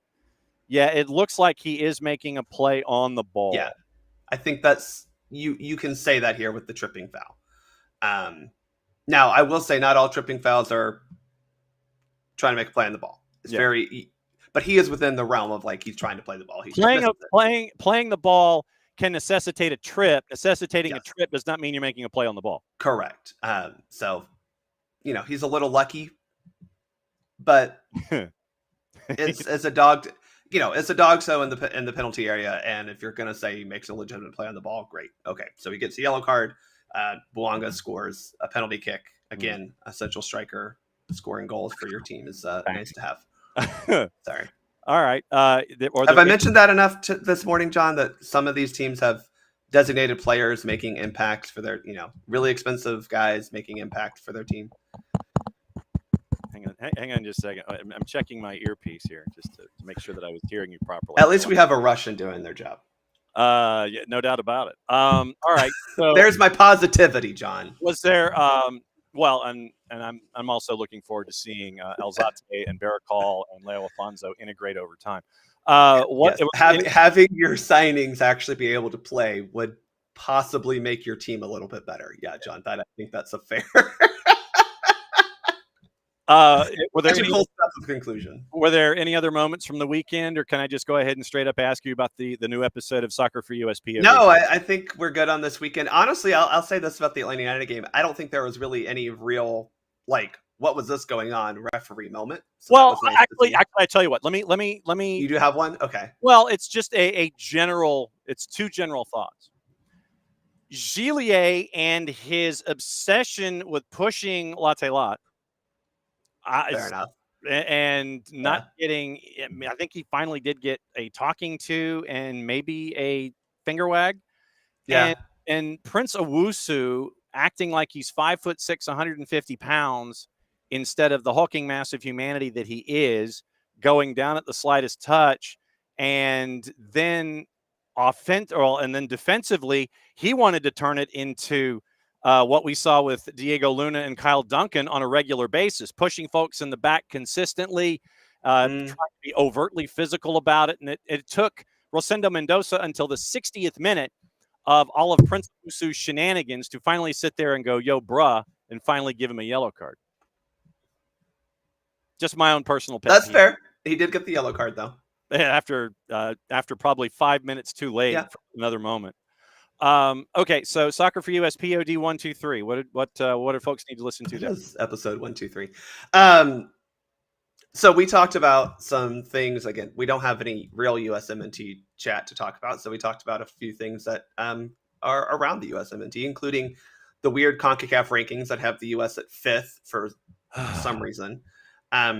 We explain why, but that doesn't mean we agree with it. Also talked about the Club World Cup and if this was actually a good thing to do and if it's worthwhile. Spoiler alert, Thomas does not like it because he is a Confederation Cup truther, which I don't disagree with. Yeah. And then we talk about why U.S. soccer loves to just go back to certain locations time and time again, despite not really having great crowds there and not being particularly accessible to most people in the country. But hey, I guess the heart of Texas is the best place to play soccer, if you ask U.S. soccer. Woohoo! And I know that there are a lot of markets that would really enjoy hosting. John, as I pitched, despite people wanting to tell me that I'm crazy because I wouldn't personally attend this, I pitched the idea of go play in Detroit and Indianapolis in November, mainly because November, John, is relatively colder for most of the country. Mm-hmm. And instead of playing in Orlando again, why not go play in the domes up in Detroit and Indianapolis? You can tell me all you want about how, like, oh, well, people won't show up. Okay, well, people aren't showing up now, and they're playing in 12,000 seat stadiums. So, if you price it right, people will show up. This is my biggest thing, and what I literally do tell people who work at U.S. Soccer: if you price it right, they'll show up. If you price it right for a 60,000 seat dome, people will show up. I know that's a crazy thought process, John, that affordable tickets will lead to, higher attendance. But I don't have a degree in economics. Mine's in writing. So what do I know? So what you're saying is if you make your price point accessible for more individuals, then perhaps more individuals would be interested in attending an event? Yes. See also FIFA Club World Cup. Dynamic pricing. Heading as always, my friend, great to see you. Thanks for coming by. Obviously, go and listen to Soccer for US POD 123, and as you know, the door's always open. You come in and crash occasionally. We saw the picture of you at America's Mart as the other version. Yes, of you. Yeah, other version of me. It's finally done. We finished our last summer market. Well, in Atlanta, we finished our last summer market last week. So we can all breathe now at America's Mart. Yes. As always, my friend, great to see you. And the chaos continues and picks up steam as we go. Thanks for all of your insight as always. Go listen to Soccer for US POD 123, and we will catch up with you soon, my friend. Cheers, y'all. There goes Bart with his morning cup of coffee, and he's out the door. All right.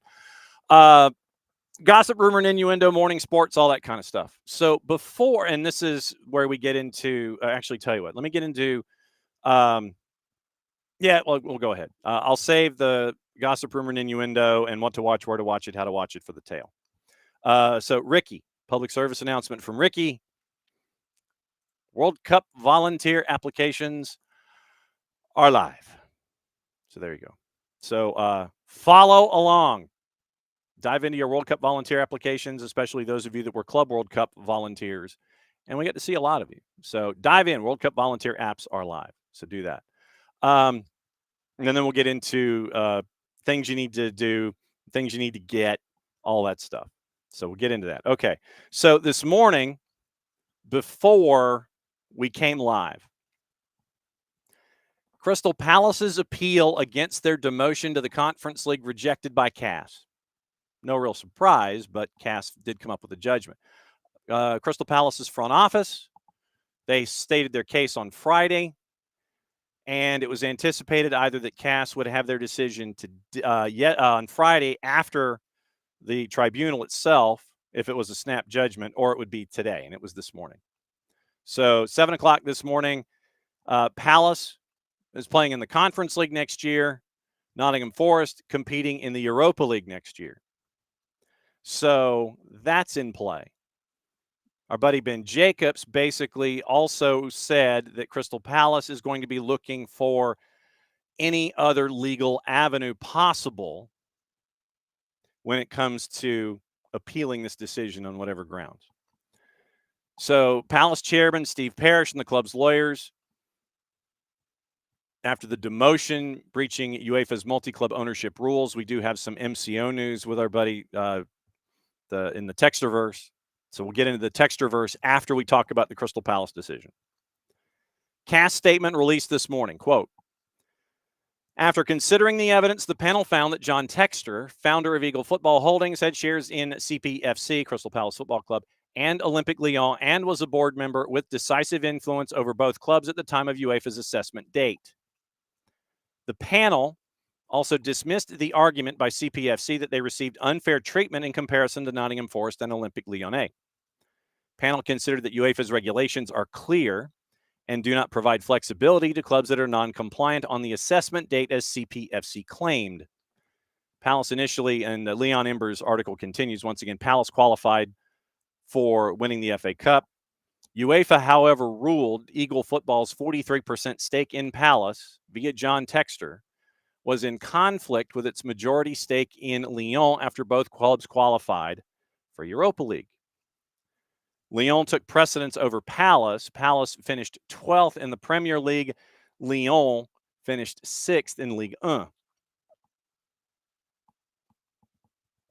Nottingham Forest, Ember continues, meanwhile finished 7th in the Prem. UEFA's rules stating that the next best placed club in the top domestic league of the same association replaces any team who drops out of their continental competitions. The hearing took place over the course of a single day, which was Friday. And among Palace's arguments put to the Lausanne court was that they had been treated unfairly, which is anti-competitive, given that UEFA's regulations state that all clubs should be treated fairly. Palace also believed multi-club ownership rules had been applied inconsistently, claiming the March 1 deadline for ensuring compliance with multi-club ownership rules had not been evenly applied. Palace further challenged that when what they felt was inconsistencies in the rules by arguing that Texter did not have decisive influence at the club and that putting shares into a blind trust while actively trying to sell them would not have been possible. I would ask, why not? So you put it into a blind trust. We go back to the Nottingham Forest example. Evangelinas Marinakis, I guess, seeing the writing on the wall before March 1st of this year, put Nottingham Forest into a blind trust. Still didn't keep him from wandering down onto the field and yelling at a physio and his own coach. Or actually, the coach employed by the blind trust. Sorry. I don't know how you wouldn't try to actively sell if you're in a blind trust. All you would sit there and say is, go sell. I mean, I may be naive and very simplistic in my assessment, but I would sit there and say, putting shares into a blind trust, actively trying to sell them would not have been possible. Why not? You sit there and give someone the official title of, dude, you're in charge of the sale. You get it done. The second strand of the inconsistency argument, according to Ember's article, was Palace's belief that emails show that clubs which belonged to the European Club Association were able to be walked through the process of avoiding a breach of multi-club ownership rules. Palace had requested readmission to the Europa League, with Forest's admission rejected.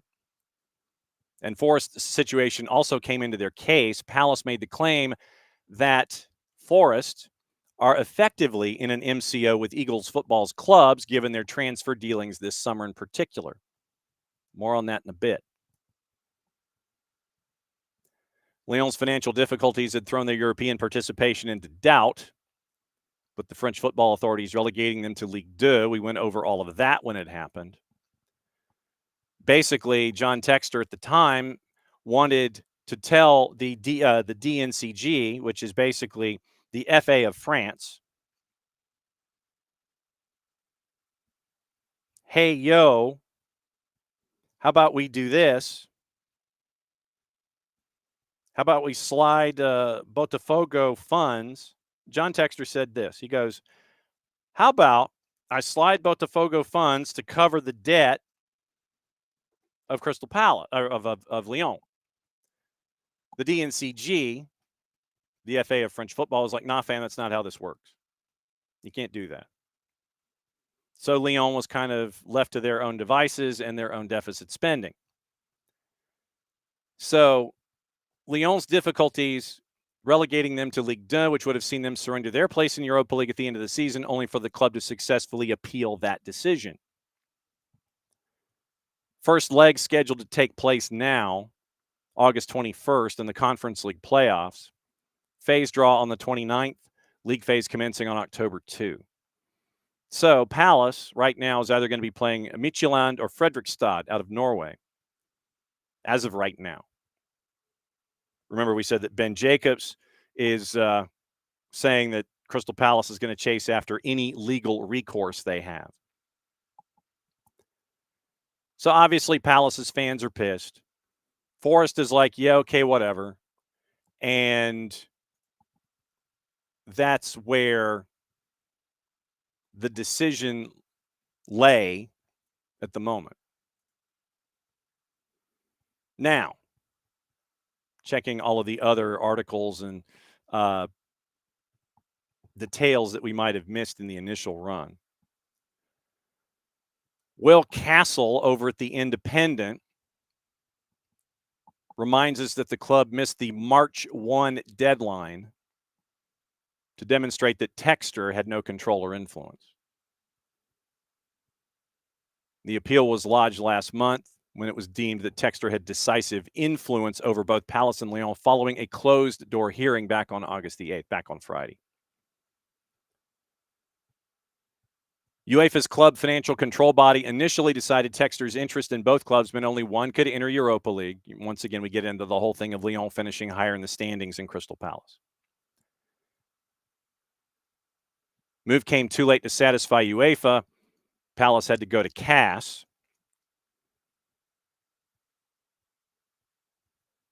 The Independent revealed members of Palace Ultras Holmesdale Fanatics, who organized the march that you might have seen the pictures of, traveled to UEFA's headquarters in Nyon, Switzerland to combat the perceived injustice. They delivered a suitcase of fake money, which represented the contradictions between their supposed fundamental values of integrity and fairness and the reality of their business methods and general conduct, end quote. Statement from the fan group. Then they go from Nyon to Lausanne to kind of confront everything involving CAS. Independent says it's been sealed, but don't be too sure. You could end up you could end up with something in the civil purview or something like that. And that's never, really something that you want to go down as a road, but right now, just don't be surprised if it happens. So Martin Ziegler at the Times, once again, someone who, if he's chasing you, you don't want that byline.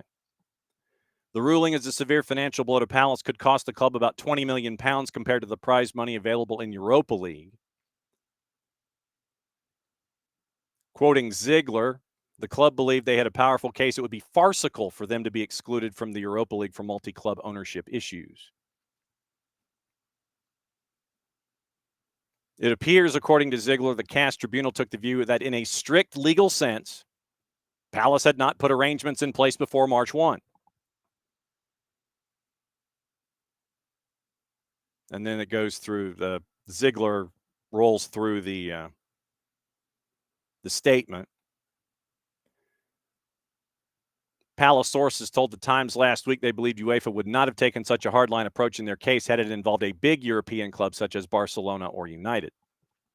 Last season, both Manchester City and Girona and Manchester United and Sir Jim Ratcliffe's niece, in ICE, the club, not female nephew, allowed to compete in the same European competition. Blind trusts were set up for Girona and Nice, club directors linked to City and United, respectively, stepping down from the boards. Palace's legal team expected to highlight links between the Forest owner, Evangelinas Marinakis, and Textor. Their clubs have traded 6 players over the past year. Like I said, we'll get into that in a second.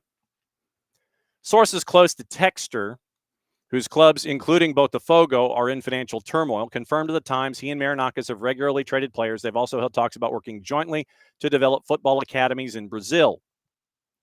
Sources also insist that the American businessman not trying to scupper Palace's ambitions of playing in the Europa League. A Marinakis spokesman said reports in Brazil that the Greek tycoon was preparing to loan money to Textor so he could take Botafogo out of Eagle Football Holdings were, quote, completely false, end quote. Palace expected to make the case to CAS that the collaboration between Nottingham Forest and Lyon would pose a far greater conflict of interest in Europa League than their own participation. So, now we get into news of the day, the weekend, what have you. So, this morning at The Guardian, one of the places that we consistently go to when it comes to news and such, John Textor, according to Matt Hughes at The Guardian, has teamed up with football financier Keith Harris in an attempt to buy Sheffield Wednesday. Sheffield Wednesday, for those of you that might have been buzzing through the matches available on television this past weekend, season opener with Leicester City at the King Power, another club that's in trouble, and Sheffield Wednesday was on CBS Sports Network. Sheffield Wednesday had only 15 first-team players. On the bench, they had 6 academy players to try and fill out their game day roster. They would eventually lose after being sent a red card to their team captain, and they were down to 10 men. They would eventually lose at the King Power. Harris, a former investment banker, has brokered takeovers at West Ham, Manchester City, and Aston Villa, put together a consortium to buy Everton last year. The bid was unsuccessful. Remember that Textor was granted exclusivity in his attempt to buy Everton through Eagle Football, but that didn't work. Textor was not working with Harris. They got to know each other through the work for Sports Bank that Harris has, which this year offered Textor £230 million to buy 45% of Eagle Football Holdings. Remember, the multi-club operation owns Lyon, Botafogo, Molenbeek, and was the biggest shareholder at Crystal Palace before the sale to Woody Johnson. Sports Bank, a group of investors from the UAE and the U.S., led by Zachariah Janwa and Navshir Jaffer, did not complete the deal. Textor went to float Eagle on the New York Stock Exchange. Sports Bank is not involved in the bid for Wednesday. Harris is working with Textor to source funding elsewhere. And we've mentioned Dafon Chansiri. Folks have been walking up to Chansiri, who has missed payroll 3 consecutive months. Wants to sell, but doesn't want to really do anything else other than sit there and stare at the whole situation. He is looking for £100 million for Sheffield Wednesday. Folks are willing to offer him 40, and he hasn't taken it. Players at Sheffield Wednesday have been paid late for the past 5 months. Salaries are up to date after Wednesday last week received a £2.7 million solidarity payment from the Premier League, second installment due in January. Wednesday this week will receive their monthly central distribution of £460,000 from the EFL. The North Stand still has not been granted a safety certificate, so fans will have to be moved for their home game against Stoke. Some players paid for their own hotel before the Leicester match this weekend. Overnight stays will be rationed for the rest of the season. Day trips like Sheffield, likely the norm when practical. Texter confirmed last week he was interested in Wednesday in the interview with TalkSport. Harris has been a chair of the Football League, a board member of Wembley, and a director at Everton. So, John Texter, as we said last week,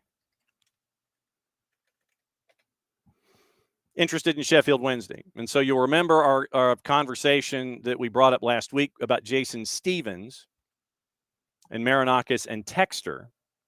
Evangelinas Marinakis, John Texter. Late this week, MCO Insights had mentioned that Texter was adding Sheffield Wednesday to the portfolio. Here was the information that they had at the time. Sky Sports stated Sheffield Wednesday no longer under any embargoes. They were all lifted at 5 o'clock on Friday after they settled the outstanding debts to players, staff, and other clubs. That comes from the solidarity payment, I would imagine.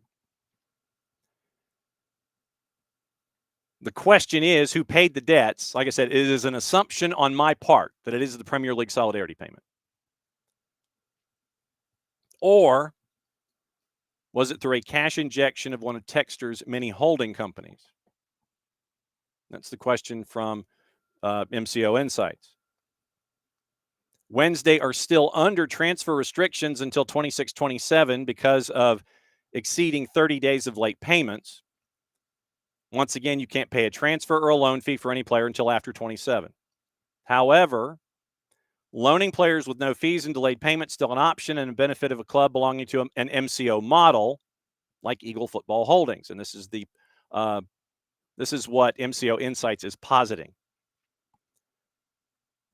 If the acquisition of Sheffield Wednesday does go through Eagle Football Holdings, the current stakeholders, and this is where Harris seems to be brokering the deal. He's a part of Sports Bank, but he seems to be working independently of Sports Bank in this case. So, Eagle Football Holdings, the current stakeholders with ownership interest include Aries Management through 6 entities, Elwood Eagle, Iconic. Michelle Kang has less than 6%, but she does have an interest. Texter at 65%, Monroe Capital, and a revocable trust. Aries, you'll remember, gave a 19% interest rate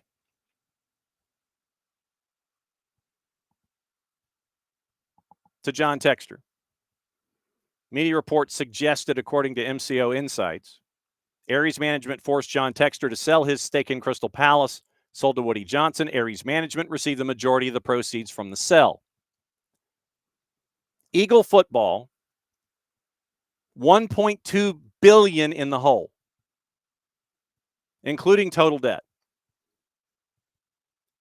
$493 million owed to Aries Management, including $159 million at 19.4% interest, and $75 million to Iconic at 11% interest. If Aries insisted on immediate payback, you could have the stadium assets seized. MCO Insight says Groupama Stadium, as an example, is worth $346 million, and it is collateral.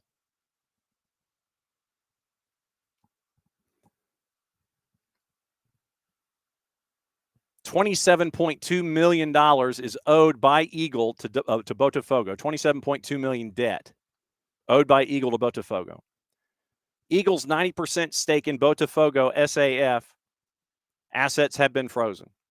Eagle cannot sell, transfer, or negotiate their Botafogo shares until the debt is settled, which prevents Aries or anybody from a hostile takeover, and you can't access Botafogo as collateral. Now, the Marinakis bit. MCO Insights is saying Texter's planning to create a new holding company, basically an Eagle 2.0 in the Caymans, to acquire Botafogo. Evangelinas Marinakis, going back to our previous conversation, rumored to be providing financial backing to acquire Botafogo and Molenbeek. Remember, Marinakis in the past tried to buy Vasco and Sao Paulo Football Club.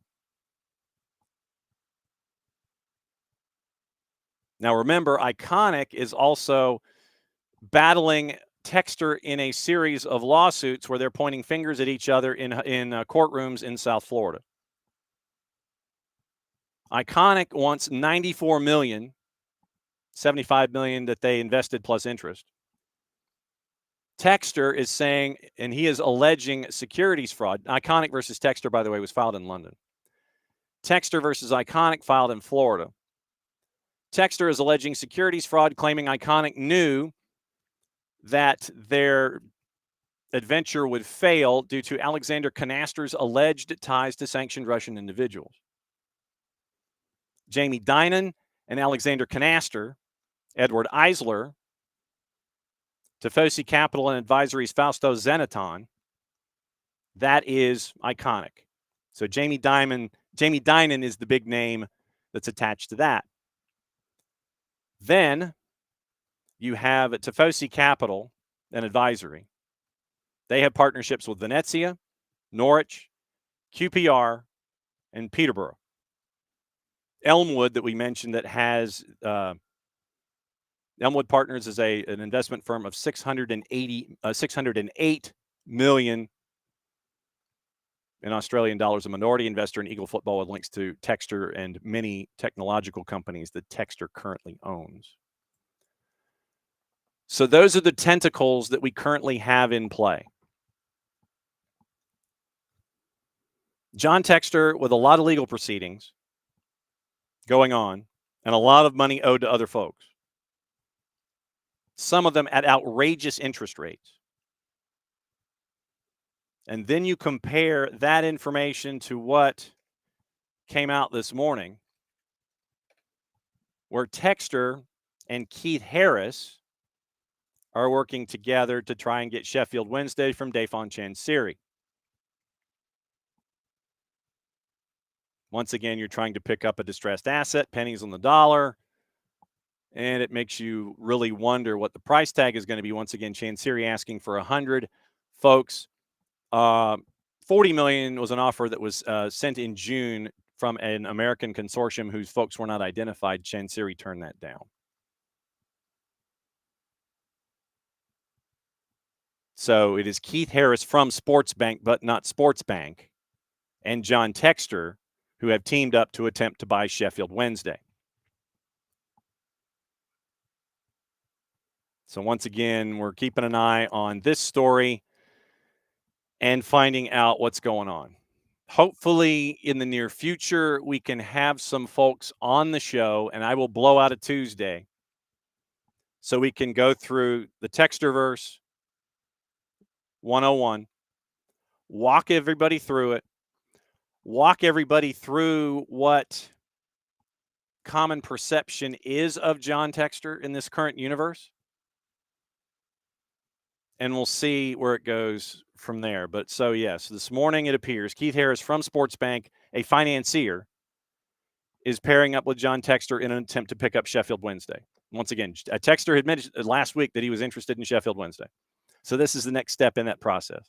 Keith Harris, Sportsbank, advising John Texter in this particular instance. So the irony of Nottingham Forest going in the Crystal Palace slot, since John Texter is no longer involved at Crystal Palace, considering he sold his shares and was the reason that Crystal Palace was in trouble with CAS and UEFA, now apparently pairing up with Evangelinas Marinakis now that he's no longer with Crystal Palace. Hashtag irony, I guess. All right, gossip, rumor, and innuendo before we get out of here. And as always, thank you for your forbearance as we do the deep dives, because sometimes there's a lot of stuff going on that need these deep dives. And so it's important from a news sense, and it's important from an economic sense.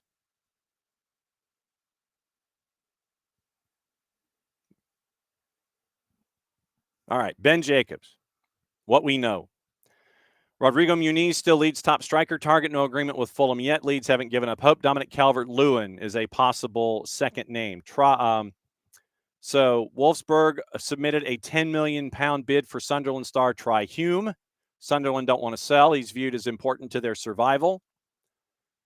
Mikey Moore signed a new long-term contract on his 18th birthday at Spurs, on loan at Rangers this season. So Wolfsburg in the £10 million bid, keep an eye on that. Chelsea and Leipzig have discussed Christopher Nkunku in talks for Xavi Simone, Tyreek George, Carney Chukwuemeka, other names raised over the past few weeks. Should Nkunku or another Chelsea player join Leipzig, it's a separate transfer to Xavi, linked in the sense Chelsea want to sell both Nkunku and Nico Jackson, allowing them to move for Xavi and Alejandro Garnacho. There'll be a test later on. Ilya Zabarny has passed his PSG medical ahead of the €63 million plus add-ons move from Bournemouth to PSG. Kingsley Coman joining Al Nassr from Bayern, total package £25 million. Simão Coutinho and Cristiano Ronaldo got involved in the deal. Jack Grealish, agreement in principle with him to join Everton on a season-long loan. Medical set for later today. Fabrizio Romano, first on the news. Clubs formalizing the move. We mentioned Coman. Liverpool's position on Isak remains the same. No further bid, approach, or significant interaction following the rejected offer of 110. Liverpool respects Newcastle's position, and the emphatic nature of the rejection means that Liverpool are still waiting for encouragement. Haven't walked away. Saga's not over. Similar to Anthony Gordon, Liverpool only want a bid if Newcastle make it clear they're not wasting their time. So keep an eye on that. Let's see. Getafe's Omar Alderete set to join Sunderland. Fee is €12 million plus one, following advanced talks over the weekend. So Alderete to Sunderland. Spurs have held talks with Manchester City over Savinho, as both Fabrizio Romano and Mate Moretto have called. A deal is possible, but it could be over £45 million. Manchester City only sanctioning a sale if Savinho asks to leave. Neom reaching an agreement for Abdoulaye Doucouré, Foot Mercato first. Understanding the former Everton midfielder joining on a one-year deal with an option for another year. Ipswich confirmed Chuba Akpom is now with them on a season-long loan, so that saga's over. Birmingham agreed to a loan, fought off a hijack from Middlesbrough, Akpom's former club. Ipswich hijacked both of them. Birmingham changed their offer to a permanent. Ajax accepted a £6 million fee. They wanted Akpom to go to Birmingham. Akpom had already passed his Ipswich medical, made it clear to Ajax he wanted to join Ipswich. Birmingham played Ipswich on Friday in the first game of the championship season, and so now Akpom finally joins Ipswich. There'll be a test later on. Remember, you've got another 10 days, I believe, in the MLS window. We mentioned all the movement involving Thomas Müller, all the pieces. Fluminense had agreed finally to Lucho Acosta. And now Santi Moreno, we kind of have a bit of an update on Santi Moreno, who still is not interested in being a part of Portland's plans. Minnesota United rejected a bid of north of $4 million from a top-half La Liga club for Tani Oluwaseyi. Preston North End and Swansea also want. And so you have several clubs in Major League Soccer interested in Drake Callender, one to watch in the last 12 days of the window. Once again, the 21st, so 10 days left. Revs and Maccabi Tel Aviv still in negotiations for Israel international forward Dor Turgeman. Clubs are still a few million apart on the evaluation, with talks still ongoing. Open to New England, but European clubs are in the mix as well. And so Fluminense finalizing the deal over the weekend on Santi Moreno. Timbers agreed to a fee around 6. Timbers getting a sell on. Moreno gets the move he wants. Portland get their valuation. Fluminense get their guy.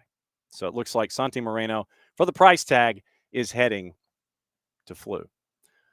All right, what to watch, where to watch it, how to watch it. I know we probably left a lot of stuff on the table. Tomorrow we'll go through the rest of the week in Major League Soccer and get you caught up on everything. Marty Jellamy is going to join us at some point, and we might be joined by our friends from the Marshall Islands in hour number 2, because they're getting ready for day 1 of the Outrigger Challenge Cup on Thursday. Don't want to bug them on a match day. So let's see. Today, what to watch, kind of light. BNB en Español, Ligue 2, 2:45. Amiens and Reims. Fox Deportes at 11. Juarez and Toluca. Goal TV, Porto and Vitoria Guimarães at 3:45. 2:00 Leon Monterrey at 9. And Atlético San Luis and Cruz Azul at 11. You can get Fanatis on fntz.co/soccer down here. You get all the BNs, Nuestro Telesitio for the fans, our buddy Nino Torres at Gold TV, Liga 1 Max Pro. You get to catch up with Sporting Cristal and Luis Abram, who came in as a substitute against Melgar on the weekend. The game was crazy. Watch all of that at Fanatis. Don't forget, go to Olive & York and get your SDH jersey. Helps out our Soccer for Good campaign here in 2025. Don't forget, we're going to have to reorder them, but you want to help out the Marshall Islands Soccer Federation, go to their Kickstarter campaign, Part 2. Help them out, buy the gear. We got to reorder scarves. That's a good thing. So get into the pre-order for round number 2. Go to their store, follow along. We're going to be posting some stuff and following them all week long as the Outrigger Challenge Cup starts in Springdale, Arkansas. We'll be there on Saturday.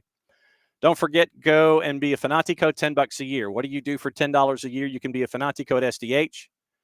Group.chant.fan/soccer-down-here/join. You get a lot of cool discounts from a lot of cool places. And it helps out our Soccer for Good campaign here in 2025 and beyond. Let me see if I spelled it right. It looks like I did. Group.chant.fan/soccer-down-here/join. Soccerdownhere.net has all the SDH gear. You can get all of that. And you can get all of the new logo stuff, plus some Attack and Ruckus stuff that Jason has retrofied. You can get all that gear on the website. We're trying to figure out the retro stuff, but right now, new stuff, soccerdownhere.net. Let's see. What did I miss? Grady Baby. Grady Baby Co. You get the Soccer is Just Better in Atlanta gear, the hats and the T-shirts, the T-shirts and the sweatshirts. Gold embossed, Soccer is Just Better in Atlanta. Left cuff on the sweatshirt, the SDH Network logo. Right cuff on the sweatshirt, the Grady Baby logo. Helps out middle school soccer programs attached to the Atlanta Public School System. So another real cool thing that we're doing this season for the Soccer for Good campaign. And once again, tomorrow, our friends at Atlanta United checking on the availability of Marty Jelemy and the Atlanta United Unified update. They play Toronto FC in the back end of the home and home series this season on the 24th at the home match. We'll catch up about Genuine Cup. We'll catch up about All-Star, and we'll catch up about getting ready for Toronto FC and the season and all the things and the uniqueness of the Genuine Cup. We'll get into that with Marty. And like I said, hopefully we'll catch up with our friends from the Marshall Islands Soccer Federation in hour number 2 tomorrow, because they should be out of lunch and out of breakfast and the morning stuff. So thanks to Bart. Thanks to Abe. Thanks to you, as always. And once again, we're going to keep an eye on the John Texter thing, because there's a club that is in our footprint right in the middle of it that's owed $30 million. Yet he continues to make deals with other things. Our questions continue, and we'll continue to keep an eye on it as we go. So thanks for hanging out with us, as you always do. Back in a little less than 22. For everybody here at SDH, I'm just John. Thanks for coming on for another go-round of Soccer Down Here AM. Since it is the end of the show, I get to do this. Back at it again tomorrow morning, 9:05 Eastern Time. Play it safe, everybody. See you then. Stay dry.